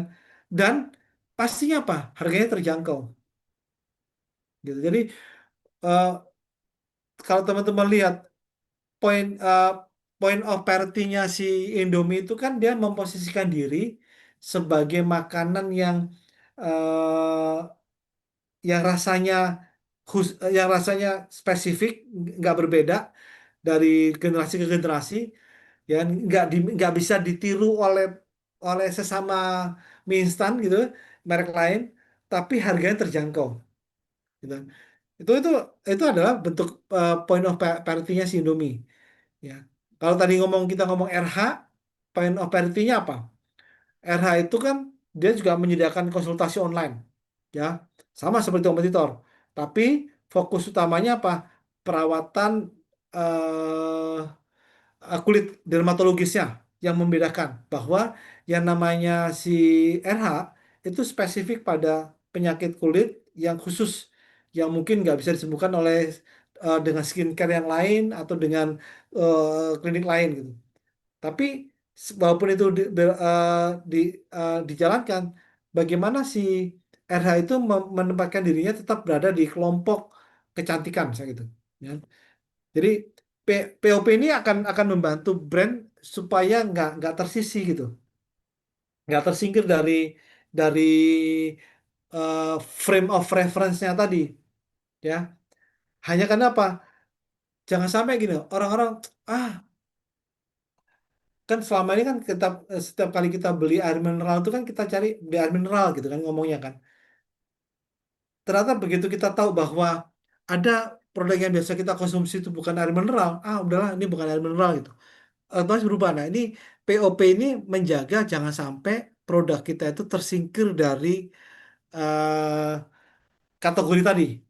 Entah kategori kecantikan, entah kategori kosmetik, kategori kalau misalnya mobil apa namanya mobil LCGC ya, mobil murah. Mobil murah itu berarti kan harganya berapa sih? Harusnya di bawah 200 nah gitu. Tiba-tiba hanya karena satu dan lain hal, orang lah, enggak lah. Kalau itu menurut aku bukan LCGC, LCGC kok harganya. Misalnya kalau kita ngomong dari harga, harganya udah di atas 200. Jangan sampai seperti itu. Makanya bilang ini penting buat teman-teman tahu komponen yang mesti dijaga apa aja gitu.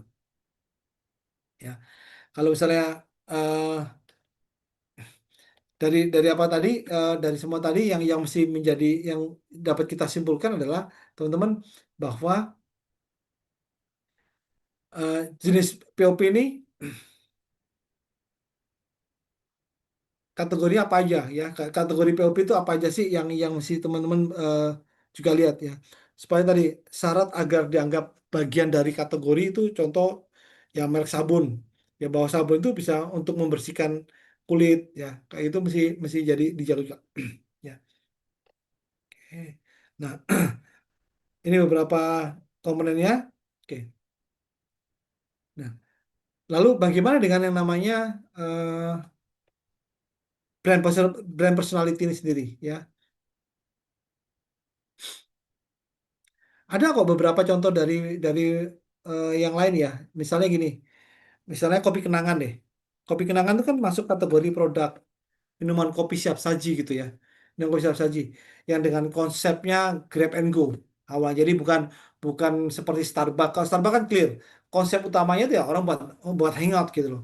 Tapi sekarang kan masyarakat kita kan, lu ngapain sih mesti lama-lama nongkrong satu tempat kalau mau gue bisa apa beli pesen lalu pergi itu. Itu kan itu produk-produk dari si apa kopi kenangan.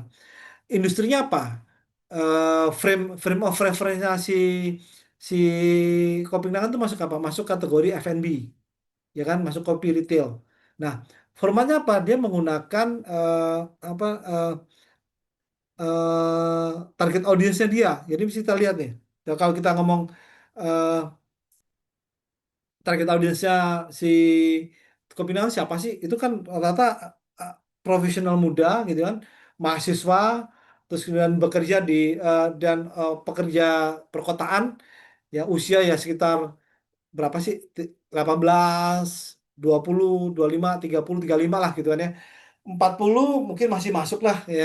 Kalau saya terus terang saya bukan bukan bukan target marketnya si kopi kenangan dan memang saya tidak tidak minum kopi kenangan gitu. Bukan saya kan saya buat saya ya kopi ya kopi jangan dicampur pakai susu gitu loh kan. Jangan kalau apapun yang dicampur pakai susu, pakai gula ya hilang rasa itunya gitu. Jadi maka saya nggak pernah terpapar tuh dengan iklannya kopi kenangan. Karena saya bukan target target audiensnya dia gitu. Jadi kalau tadi balikin ke sini, tadi ya saya kata ke sini nih, ya ngomong komponennya si kopi kenangan itu komponennya target audiensnya itu adalah eh, orang-orang muda, profesional, ya pekerja-pekerja kantoran, ya. Terus kemudian usia 18 sampai 40 tahun mungkin, ya, dengan karakteristik orang yang gaya hidupnya tuh lebih cepat dan praktis. Ya. Apalagi kira-kira, teman-teman, yang yang biasa mengkonsumsi si ini lah, apa? Oke lah, yuk kita buka diskusi lah. Kalau enggak di chat aja, di chat nggak apa-apa. Eh, Kopi kenangan itu target target audiensnya siapa sih? Kalau secara karakteristiknya itu orang yang bagaimana? Kalau secara demografi ya masih muda usia 18 sampai 40 tahun, tinggal di area perkotaan gitu ya. Nah, kalau secara karakteristik yang lebih spesifik apa target audiensnya si Kopi Kenangan ini? Simple, Pak. Yes, simple, ya kan? Nggak mau lama-lama tuh orangnya kan gitu kan, nggak mau lama. Kemudian juga apa lagi?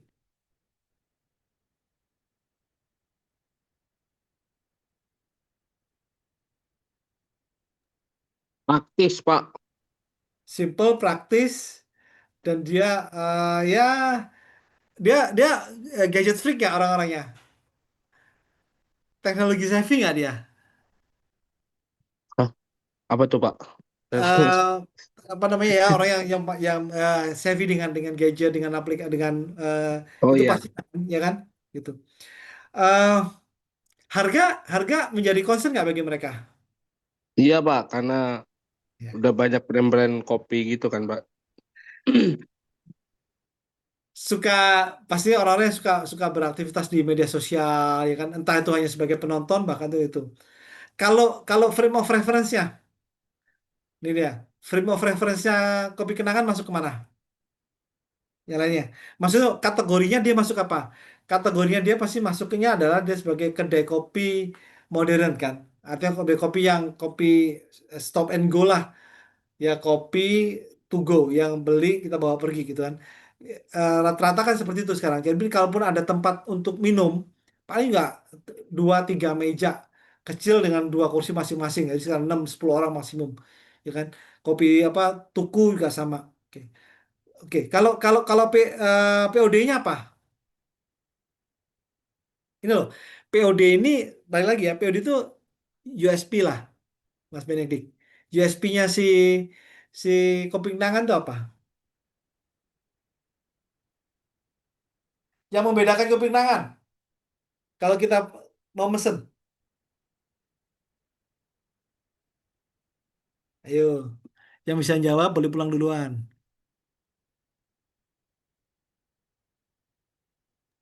Kopi dari hati, Pak.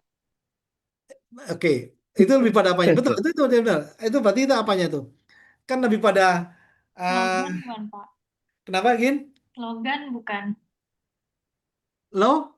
Slogan Slogan, kayak slogan. part of Artinya nama pemasaran kan, mereka. brandingnya kan, namingnya Ya, kan, gitu kan. brandingnya, ya. Nah, namanya kalau kita beli gitu kan baru ini loh, Bang. Dulu kalau mau beli kopi Pak, beli kopi, kopi, kopi, kopi hitam, kopi tubruk, kopi gitu aja. Sekarang kan kalau kita lihat namanya kan lain-lain, ya kan? Nama kopi kenangan kan ya kopi mantan lah, kopi apa gitu kan muncul, dan itu diikuti oleh kopi-kopi baru yang baru muncul ya dengan nama-nama unik. Itu kan adalah bentuk dari POD-nya dia sebenarnya. Harga terjangkau udah pasti, ya kan? Ya kan? Harga terjangkau dengan kualitas yang tinggi. Kemudian ternyata dia bisa pemesanan secara digital, baik lewat aplikasinya si Kenangan maupun dengan aplikasi marketplace bisa gitu, ya kan? Dan yang pasti POD-nya si Kenangan itu adalah cepat dan praktis tadi loh. Dan kalau kita lihat sekarang ya, apakah POD itu tidak diikuti oleh yang lain? Diikutin, cepat dan praktis. Banyak sekarang kok, hampir semua kedai kopi konsepnya sama lah kayak Kenangan, ya kan? Terus kemudian nama udah mulai macam-macam kok, unik-unik kok sekarang, ya kan itu. Nah, tantangan bagi bagi kita orang-orang yang berkecimpung di komunikasi, tugas teman-teman adalah apalagi nih POD apalagi yang sekarang belum ada, belum dimiliki oleh kompetitor, kita buat, kita create baru. Itu yang kadang-kadang membuat tiba-tiba lagi viral nih tempat ini nih kayak gitu tuh ya. Oke, kalau POP-nya apa dia? POP kan apa sih? Apa yang harus dimiliki oleh brand agar tetap dianggap layak? Tadi lah, supaya ya namanya namanya warung kopi ya harus nyediain kopi gitu. Itu pasti jangan sampai hilang. Ya kan namanya warung kopi, lu mesti nyediain kopi, jangan sampai datang, "Wah, Kak, maaf Kak, kopinya nggak ada," atau kata tinggal teh, atau "Oh, kopi yang ini udah nggak produksi lagi." Jangan sampai gitu. Kalau kita mau dianggap tetap berada dalam lingkup kedai kopi, ya harus kopinya harus ada. Kemudian apa lagi? Supaya dianggap kopi kita berkualitas, ya biji kopinya harus benar-benar dijaga. di kalau Tomoro itu kan dia punya SOE ya. SOE-nya itu kan ada kan yang apa signature signature origin coffee-nya itu. Waktu awal-awal dia mulai berkembang, saya termasuk yang suka membeli SOE-nya apa si Tomoro gitu. Tapi dalam perjalanannya mereka mengganti jenis kopinya gitu loh. Jenis SOE-nya berganti. Akhirnya saya udah nggak ya banyak orang yang mengatakan nggak seperti yang awal gitu. Akhirnya ditutup juga SOE. Nggak dia jual lagi brand itu gitu. Jadi ini mesti hati-hati, mesti hati-hati. Jadi secara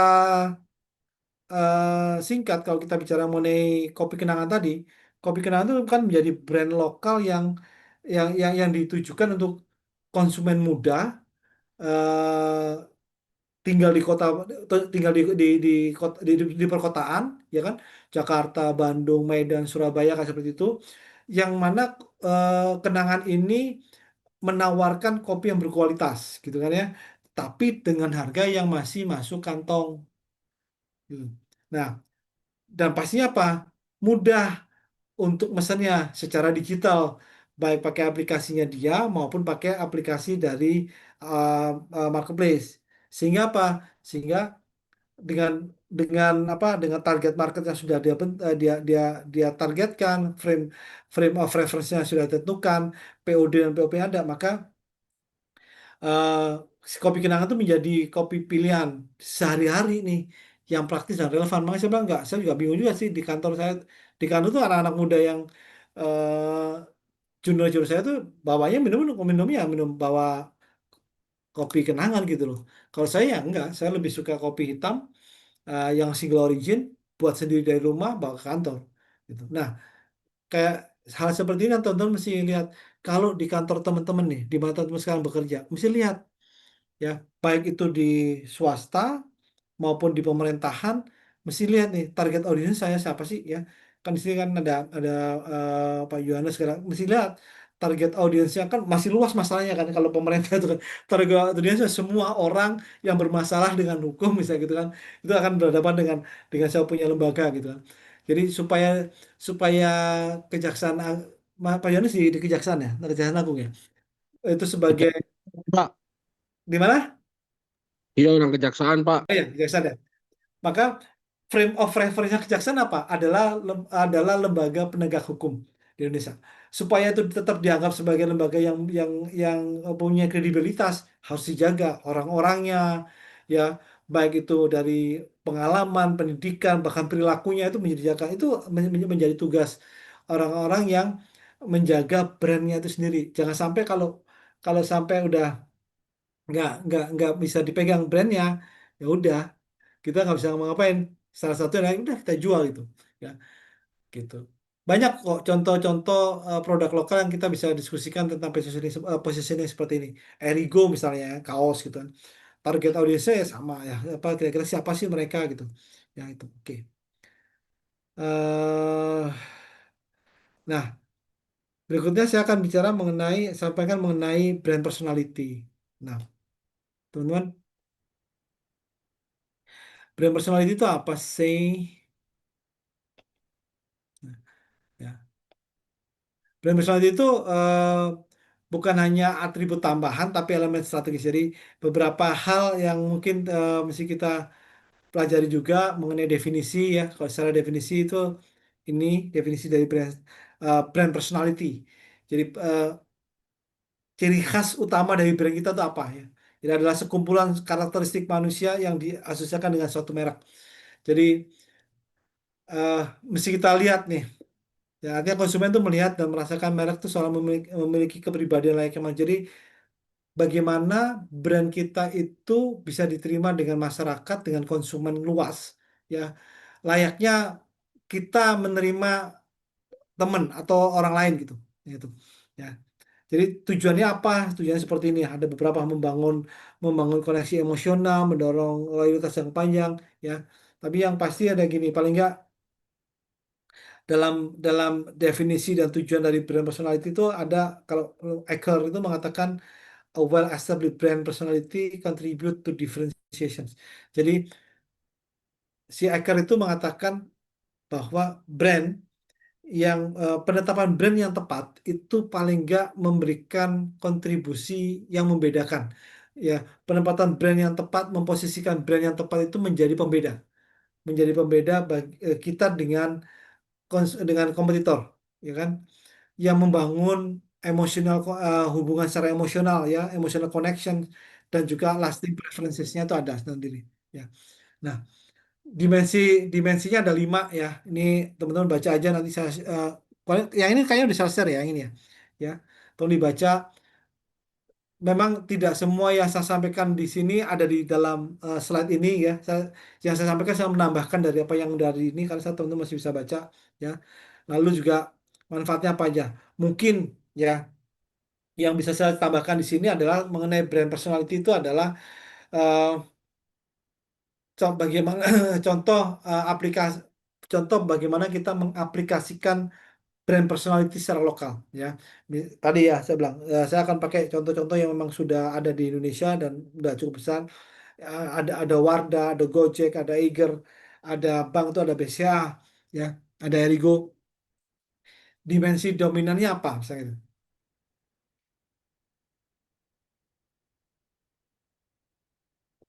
Misalnya gini, kalau kita bicara mengenai dimensi dimensi dimensi dimensi personal itu tuh dari brand itu apa? Dimensi brand personal itu apa aja? Satu kan kita eh, ketulusan, sincerity.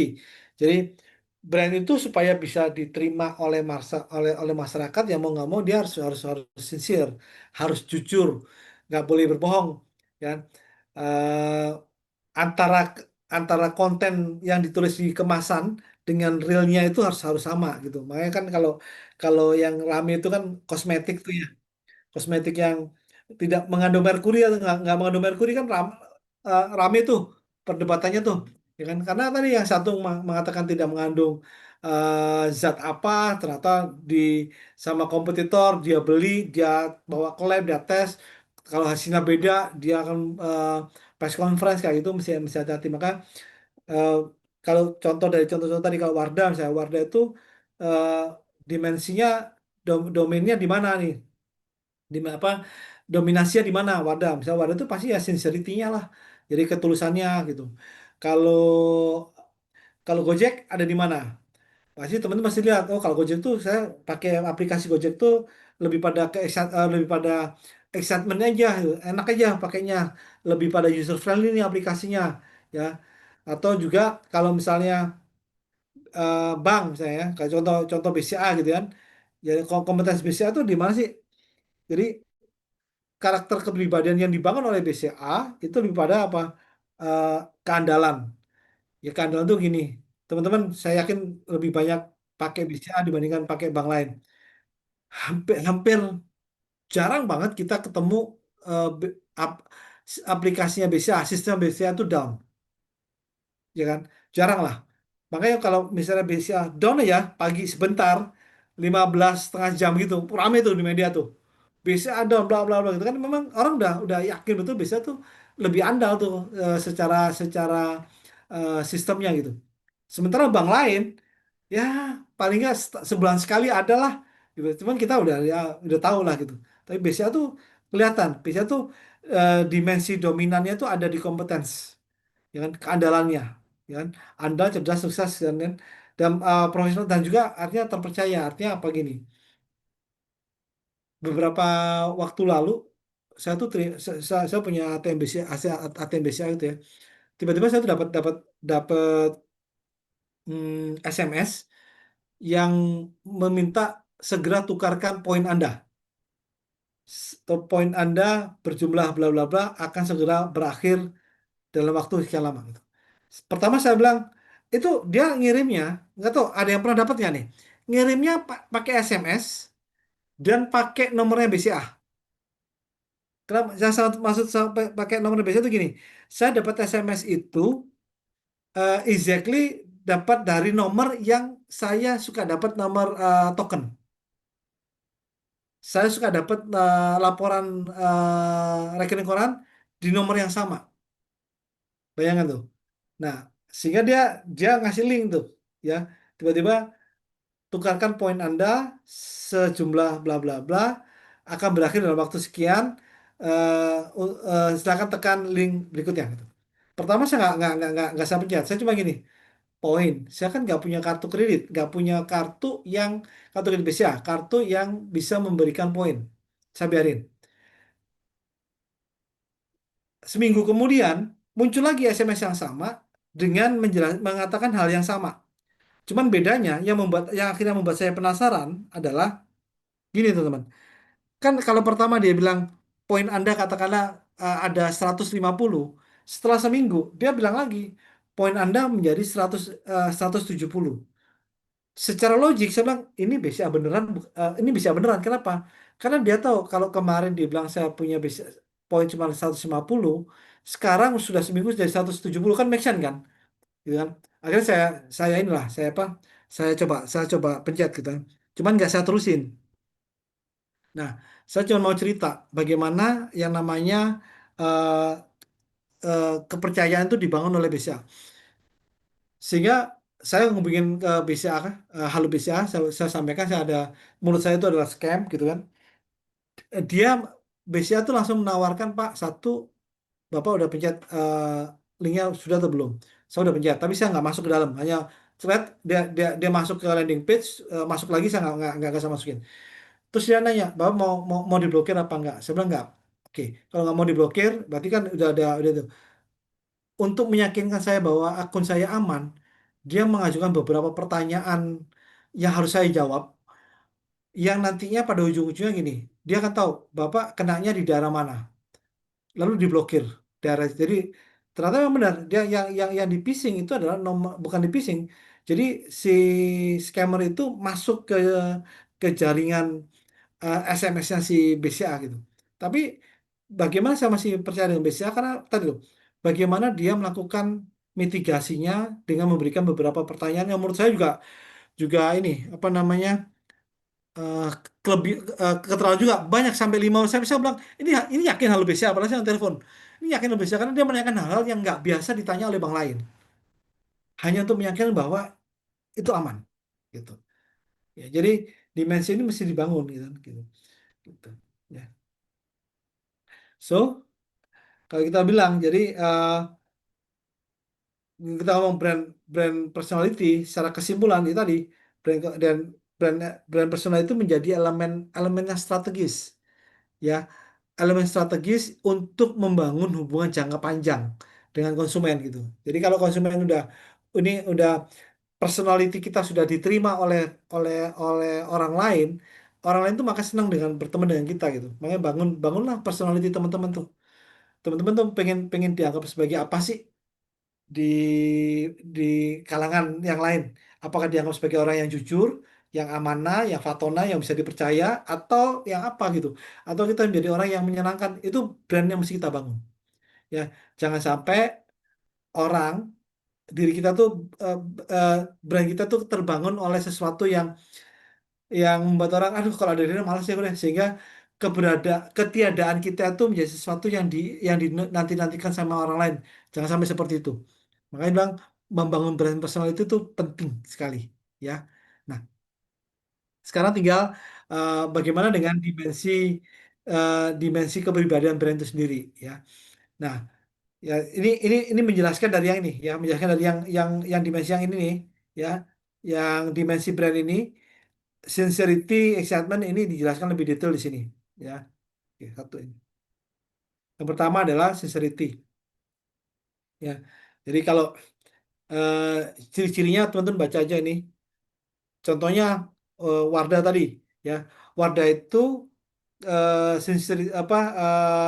sincerity-nya, ketulusan, kejujuran, keramahannya itu dikembangkan dengan cara bagaimana? Bahwa kosmetik halal lokal yang menekankan atas nilai-nilai ketulusan, kepercayaan dan juga kecantikan kayaknya, dalam diri. Ya.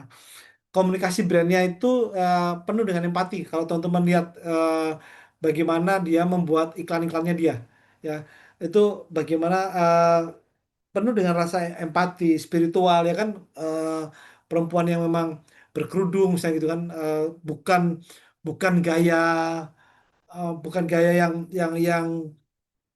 yang berlebihan ya, yang di luar tadi, di luar yang eh, spiritual tadi, ya kan ya. Nah, tagline-nya dia apa? Tagline-nya dia kan pasti kan inspiring beauty. Kalau teman-teman masih sempat lihat, kapan lihat ya? Inspiring beauty. Dia menunjukkan apa keinginan memberikan dampak yang lebih positif, gitu kan itu. Ya itu satu. Kedua adalah excitement. Ya excitement itu contoh paling gampang itu adalah kita lihat dari misalnya Erigo, ya kan? Erigo itu kan brand fashion lokal yang semangat anak muda, ya kan? Energik, aktif, ya kan? Dan juga dia walaupun dia lokal tapi kan dia terlibat dengan New York Fashion Week loh, dia secara agresif tuh di media sosial tuh banyak loh Erigo tuh, ya kan, dan penuh kejutan, ya kan, Erigo, dan brandingnya dia terkesan modern. Jadi kesan kalau orang kayak yang pakai Erigo kan lebih lebih dinamis jadinya gitu, merasa merasa lebih dinamis padahal sih ya sama aja, ya, dan dia sangat relevan dengan anak-anak muda itu Erigo itu, ya makanya bilang dia kepribadian yang dibangun oleh Erigo adalah excitementnya, semangat yang luar biasa, ya. Kalau balik tadi ke BCA, ya, kompetens tadi, BCA itu apa? BCA itu memang dari awal udah dipersiapkan nih sebagai bank yang stabil secara sistem, ya kan, yang aman dalam bertransaksinya dan yang cepat, ya. Makanya bang efisien. BCA itu teman-teman kalau dulu-dulu ya pasti dulu tuh waktu kita tahu BCA mulai ngebangun ATM, jadi ATM BCA dia bikin, sementara di sisi lain bank lain tuh dia nggak punya ATM.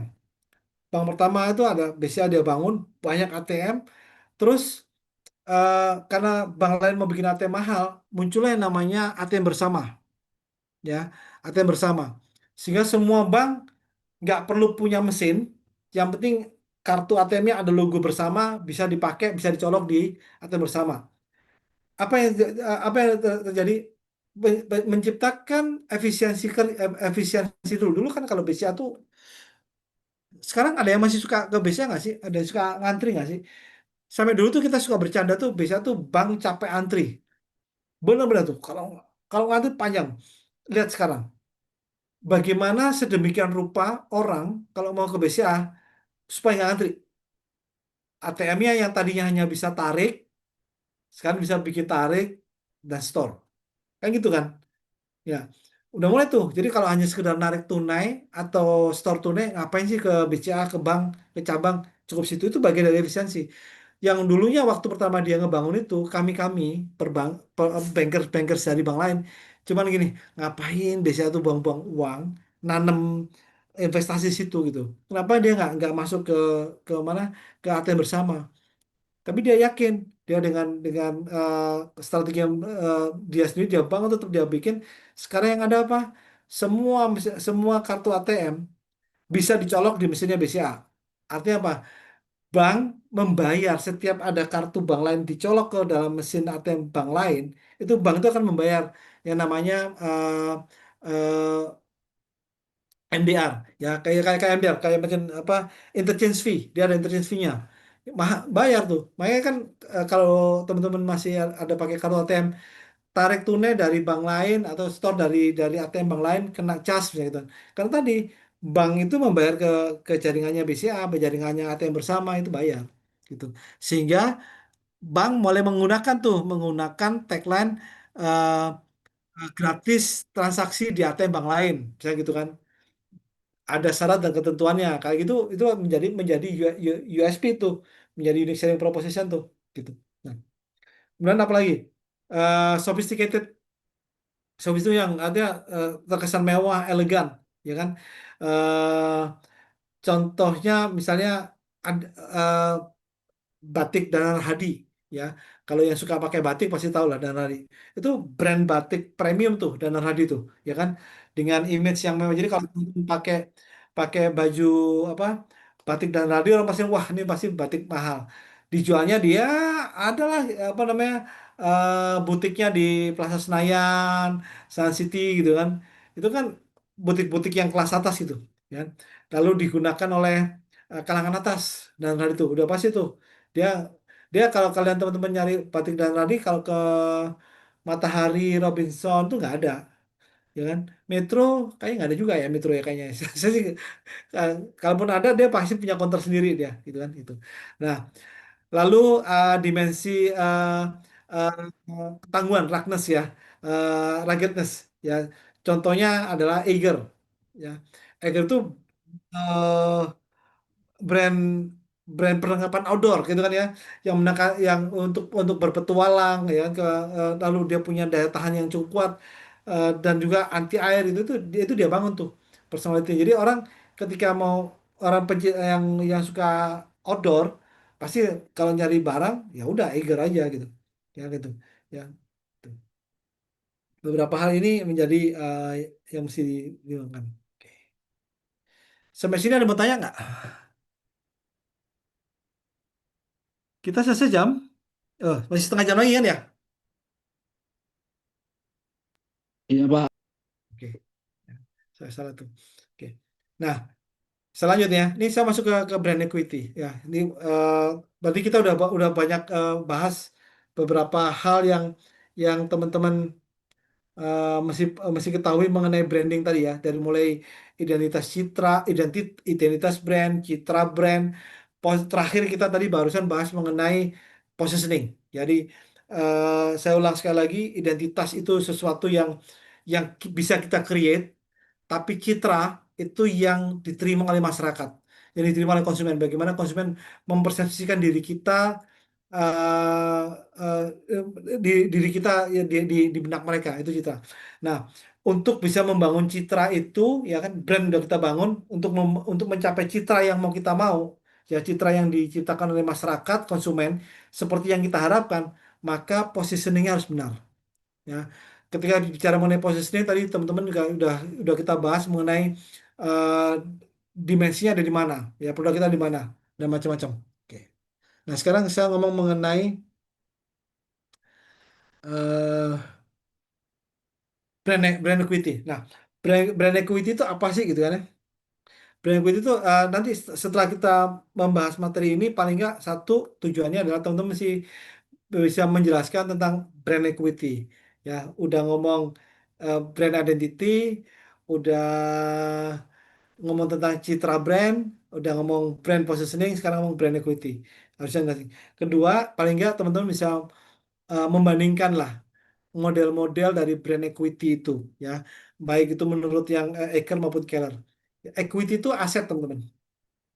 Ya, kalau teman-teman lihat di laporan keuangan itu ada namanya aset, ya. Nah, itu equity. Kemudian mengaplikasikan konsep brand equity itu dalam komunikasi merek. Oke. Nah, ini bahwa konsep dasar dari brand equity itu apa aja sih ya? Secara pengertian itu ada di situ ya. Ada brand equity itu adalah nilai tambah yang diberikan satu merek, bla bla bla gitu kan ya. Nilainya berasal dari apa? Dari kualitas fisik produk lain, produk ya. Jadi brand equity itu brand equity itu merupakan menjadi merek-merek yang apa, merek-merek yang terkenal ya, seperti seperti Starbucks, McDonald's gitu kan ya. Apple itu mereka memiliki equity merek yang tinggi. Artinya gini loh, eh, logo McD atau logo Apple gitu ya, itu kalau kalau dijual itu nilainya tinggi tuh. Nilainya kalau kayak eh, bisa jadi kalau kita mau pakai merek misalnya Coca-Cola. Merek Coca-Cola itu kalau dijual, mereknya aja tuh apa nama Coca-Cola dijual, itu bisa jadi nilainya lebih lebih tinggi dibandingkan harga tanah yang mereka miliki gitu. Itu namanya equity.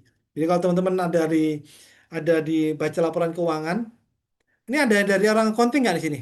Siapa?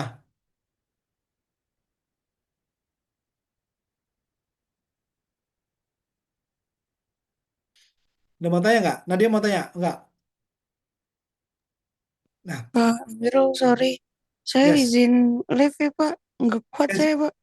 Ya, ya, silakan, silakan. Tapi udah di rumah kan? Sorry ya, Pak. Iya, iya, iya. Mangga, mangga. Teman-teman, silakan kalau mau itu. Kalau memang Nih, Pak. apa, mesti tulis. Nggak apa-apa, saya udah catat semuanya. Oke. Iya, Pak. Ya, silakan, Nadia. Duh, saya udah telat masuk ya. Coba, saya Iya, udah ya. gak kuat banget, Pak. Aman, aman. Thank you ya, Pak. Izin live ya. Aduh, pakai diinfus. Udahlah. Jangan memaksakan diri. Makasih, Pak. Ya, semoga cepat Izin sembuh. live ya, Pak. Ya, ya, silakan. Terima kasih.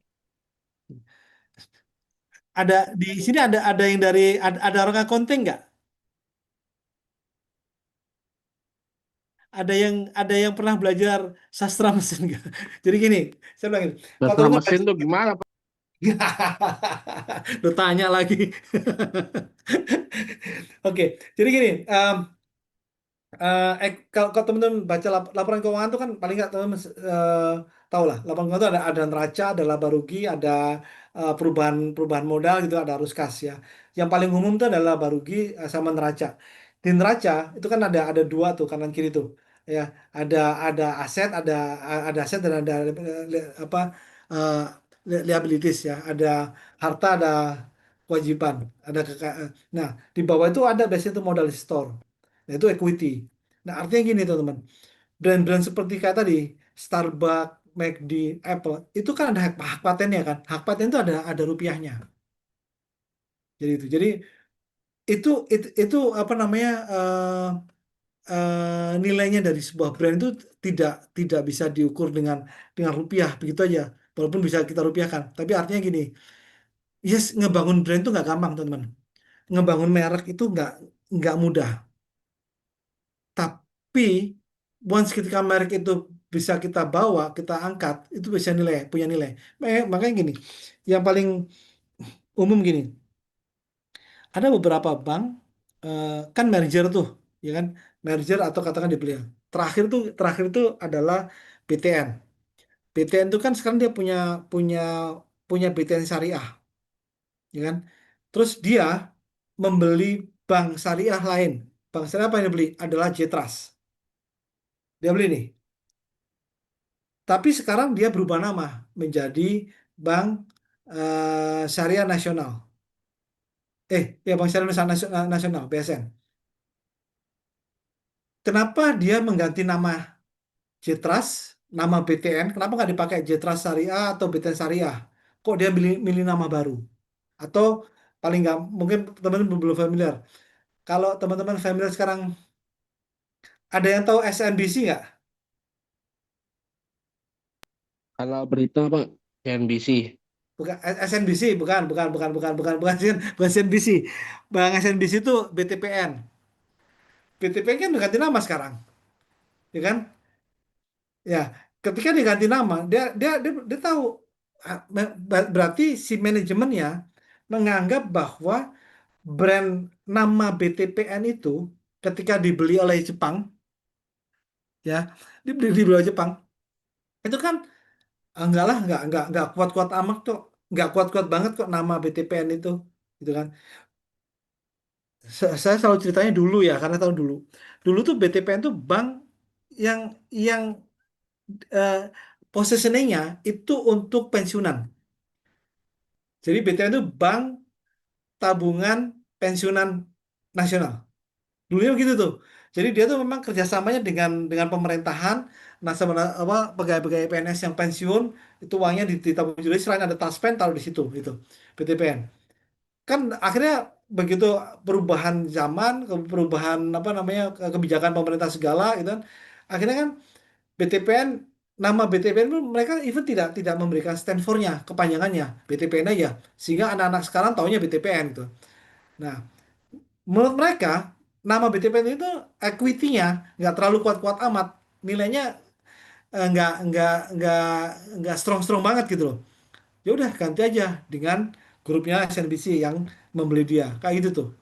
Karena menurut mereka brand SNBC lebih kuat.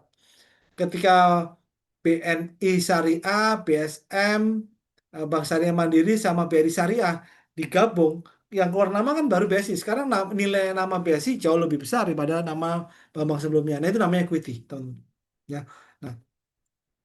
Nah, Nah, ekuitas merek ini biasanya apa? Biasanya dibangun melalui yang namanya rekomendasi. Artinya apa? Eh, brand equity tadi itu terbentuk dari citra, bukan eh, nilai sebuah brand itu eh, terbentuknya itu karena citra yang di tadi tahu kan, citra brand sama identitas. Ya, namanya itu identitas. Kalau saya bilang tadi McDonald tuh itu identitas brand. Tapi McDonald tuh sebagai makanan cepat saji, harganya nggak terlalu mahal, rasanya enak, bisa gitu ya. Itu dan masyarakat suka suka McDonald itu adalah citra, brand citra. Nah, equity ini nilai nilai equity itu terbentuk karena persepsi tadi loh. Ya, semakin orang mempersepsikan produk kita dengan baik, maka semakin mahal harganya, gitu. Jadi maka ekuitas brand equity ini biasanya dibangun melalui rekomendasi customer dari mulut ke mulut, ya. Dan biasanya pelanggan tuh bisa percaya bahwa produk dengan pengenalan merek yang bagus, yang lebih tinggi, itu biasanya dia lebih unggul. Artinya kalau kita mau beli barang, itu pasti kita cari barang yang sudah terkenal dulu. Harapannya kan secara kualitas sudah teruji gitu kan. Harapannya gitu kan. Konsekuensinya apa? Harganya lebih mahal kan gitu jatuhnya. Ya udah nggak apa-apa kalau konsekuensi itu kita ambil gitu sebagai konsumen. Tapi bahwa yang namanya brand itu muncul karena itu gitu. Ya. Oke. Nah, sehingga apa? Sehingga kalau kita bilang nilai dari brand itu apa sih gitu kan? Ya. Maka brand equity ini kan terjadi karena yang konsumen yang tidak hanya konsumen itu tidak hanya membeli produk, tapi dia itu juga membeli makna, membeli emosi, membeli kepercayaan. Contoh gini lah, teman-teman mungkin pernah FJP lah, waktu perang tarif antara Amerika sama Cina. Salah satunya tuh ada salah satu eh, eh, video di TikTok yang bilang ini loh pabrik tas LV lah, ya kan. Eh, merek-merek yang mahal itu ya Buceri apa itu kan dia ngomong kan produk-produk yang tadi itu eh, dibuat di perusahaan Cina dengan nilai produksi dengan harga cuma sekian, ya kan, sekian dolar misalnya gitu, tapi dijual oleh produk-produk yang besar tadi Louis Vuitton lah, ya, eh, dan yang lainnya itu dengan begitu mahal. Tapi apakah itu akan mempengaruhi masyarakat yang memang orangnya tadi ya, segmen dari produk-produk mahal tadi untuk tidak membeli produk yang asli yang dengan merek tadi? Enggak kan? Tetap aja udah tahu barang itu diproduksi di Cina, harganya nggak semahal harga kalau gue beli di butik gitu ya. Tapi tetap loh orang beli, tetap orang beli. Kenapa? Karena tadi dibilang, karena orang itu beli barang nggak cuma masalah barangnya, masalah pride, masalah masalah harga diri lah, ya kan, merek jam gitu kan jamnya sama, waktunya nggak sama kok, penunjuk waktunya gitu kan dengan merek yang lain, tapi orang kalau begitu pakai merek itu orang udah PD-nya bukan main luar biasa. Nah ini maksudnya brand itu sampai segitunya ngebangun, jadi orang itu beli barang bukan semata-mata barangnya tapi secara emosinya dia beli, ya. Kalau saya pakai barang Louis Vuitton ya lu pasti nggak percaya siapa siapa Pak Amir lu gitu, lu pakai Louis Vuitton dapat dari mana gitu. Nah tapi kalau yang lainnya teman-teman yang biasa berkecimpung di dunia itu orang percaya dengan itunya gitu, ya. Makanya bang, ingat ya, brand ini terjadi karena konsumen tuh nggak hanya beli barang gitu, ya. Contoh lokal itu, ya. Lalu apa sih pentingnya brand equity itu, ya? Brand equity itu penting, satu, untuk meningkatkan loyalitas pelanggan. Brand itu penting untuk meningkatkan loyalitas pelanggan. Contohnya apa? Contohnya misalnya Le Minerale, ya. Minuman kemasan Le Minerale itu dia tuh punya campaign yang ada manis-manisnya, bener kan? Ya, ada manis-manisnya tuh, yang ngebangun persepsi bahwa kualitas dan kesehatan dari minuman yang yang diminum oleh orang itu membuat orang lain lebih memilihnya daripada air mineral generik. Jadi karena ada manis-manisnya itu menjadi menjadi eh, daya tarik tersendiri tuh, ya, sehingga dia membangun persepsi bahwa mineral itu lebih berkualitas dan lebih menyehatkan gitu. Itu satu. Yang kedua, pentingnya brand equity itu apa? Yaitu meningkatkan daya saing, ya. Mas, contohnya gini, misalnya kopi Janji Jiwa nih. Kopi Janji Jiwa itu bersaing dengan Starbucks atau kopi kenangan lah, ya. Karena apa? Karena kekuatan merek dan pengalaman dari pelanggan yang konsisten tadi loh. Jadi kenapa Janji Jiwa sampai sekarang masih bisa tetap bertahan head to head dengan kenangan yang sudah go internasional dan merek internasional Starbucks. Karena tadi, karena orang itu masih karena brandnya si kenangan itu dibangun oleh loyalitas pelanggan, pembeli yang memang dia senantiasa konsisten membeli kopi Janji Jiwa tadi, gitu. Ya. Nah, dan juga eh, brand itu bisa meningkatkan namanya nilai finansial perusahaan. Nah, contohnya gampang tadi kan, kayak Wardah tadi kan, sebagai kosmetik yang punya ekuitas merek yang besar, pasti mau nggak mau Wardah itu banyak menarik investor, ya, dan meningkatkan valuasi perusahaan. Kopi Kenangan dengan segitu nama besarnya dia, mau nggak mau investor masuk tuh berebut masuk, karena eh, pengen memperluas pasar dengan gampangnya tuh si Kopi Kenangan melantai di bursa. Masuk bursanya bukan bursa BEI lagi, bukan bursa efek Indonesia lagi, langsung di New York Stock Exchange. Bisa bayangkan tuh, karena dia tadi dia punya brand yang cukup kuat sana tuh, ya. Itu, ya. Nah, nanti besok kita kita bahas lagi mengenai masih bahasan saya akan tetap bicara mengenai brand equity, ya, tapi kita akan coba lihat bagaimana sih teori teori tentang tentang brand equity itu apa aja yang ada, ya.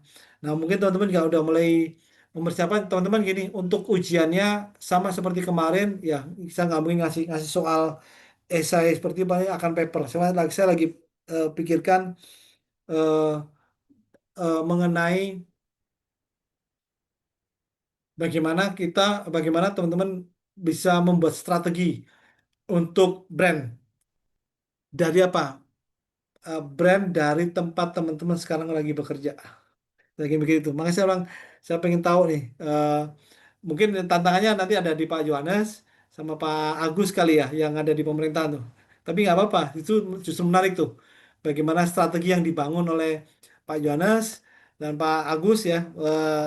TNI bagaimana supaya tetap disayangi masyarakatnya, ya, yang menjadi ujung tombak eh, NKRI gitu, lalu Pak Yohanes dari penegakan hukum. Nah, itu nanti bangun. Nanti saya akan buatkan soalnya tidak jauh dari pembahasan kita, ya, sampai mungkin akan sampai di brand equity. Mungkin juga kalau brand equity, kalau bagi instansi pemerintahan agak sulit tuh ngebangunnya tuh, karena kan tidak dijual juga brandnya, gitu ya, gitu. Oke. Ada yang mau tanya nggak sampai sini? Gak ada, ya? Udah sudah setengah 9. Mudah-mudahan teman-teman udah masih semangat. Sampai ketemu besok jam 10.30, 11.30, ya. Oke. Terima kasih. Selamat malam semuanya. Yo, Pak, malam Pak. Terima Malam kasih, Pak, Pak. terima kasih Selamat Pak. malam. Malam Pak. Salam kopi kenangan Pak. Pecinta kopi kenangan kaya.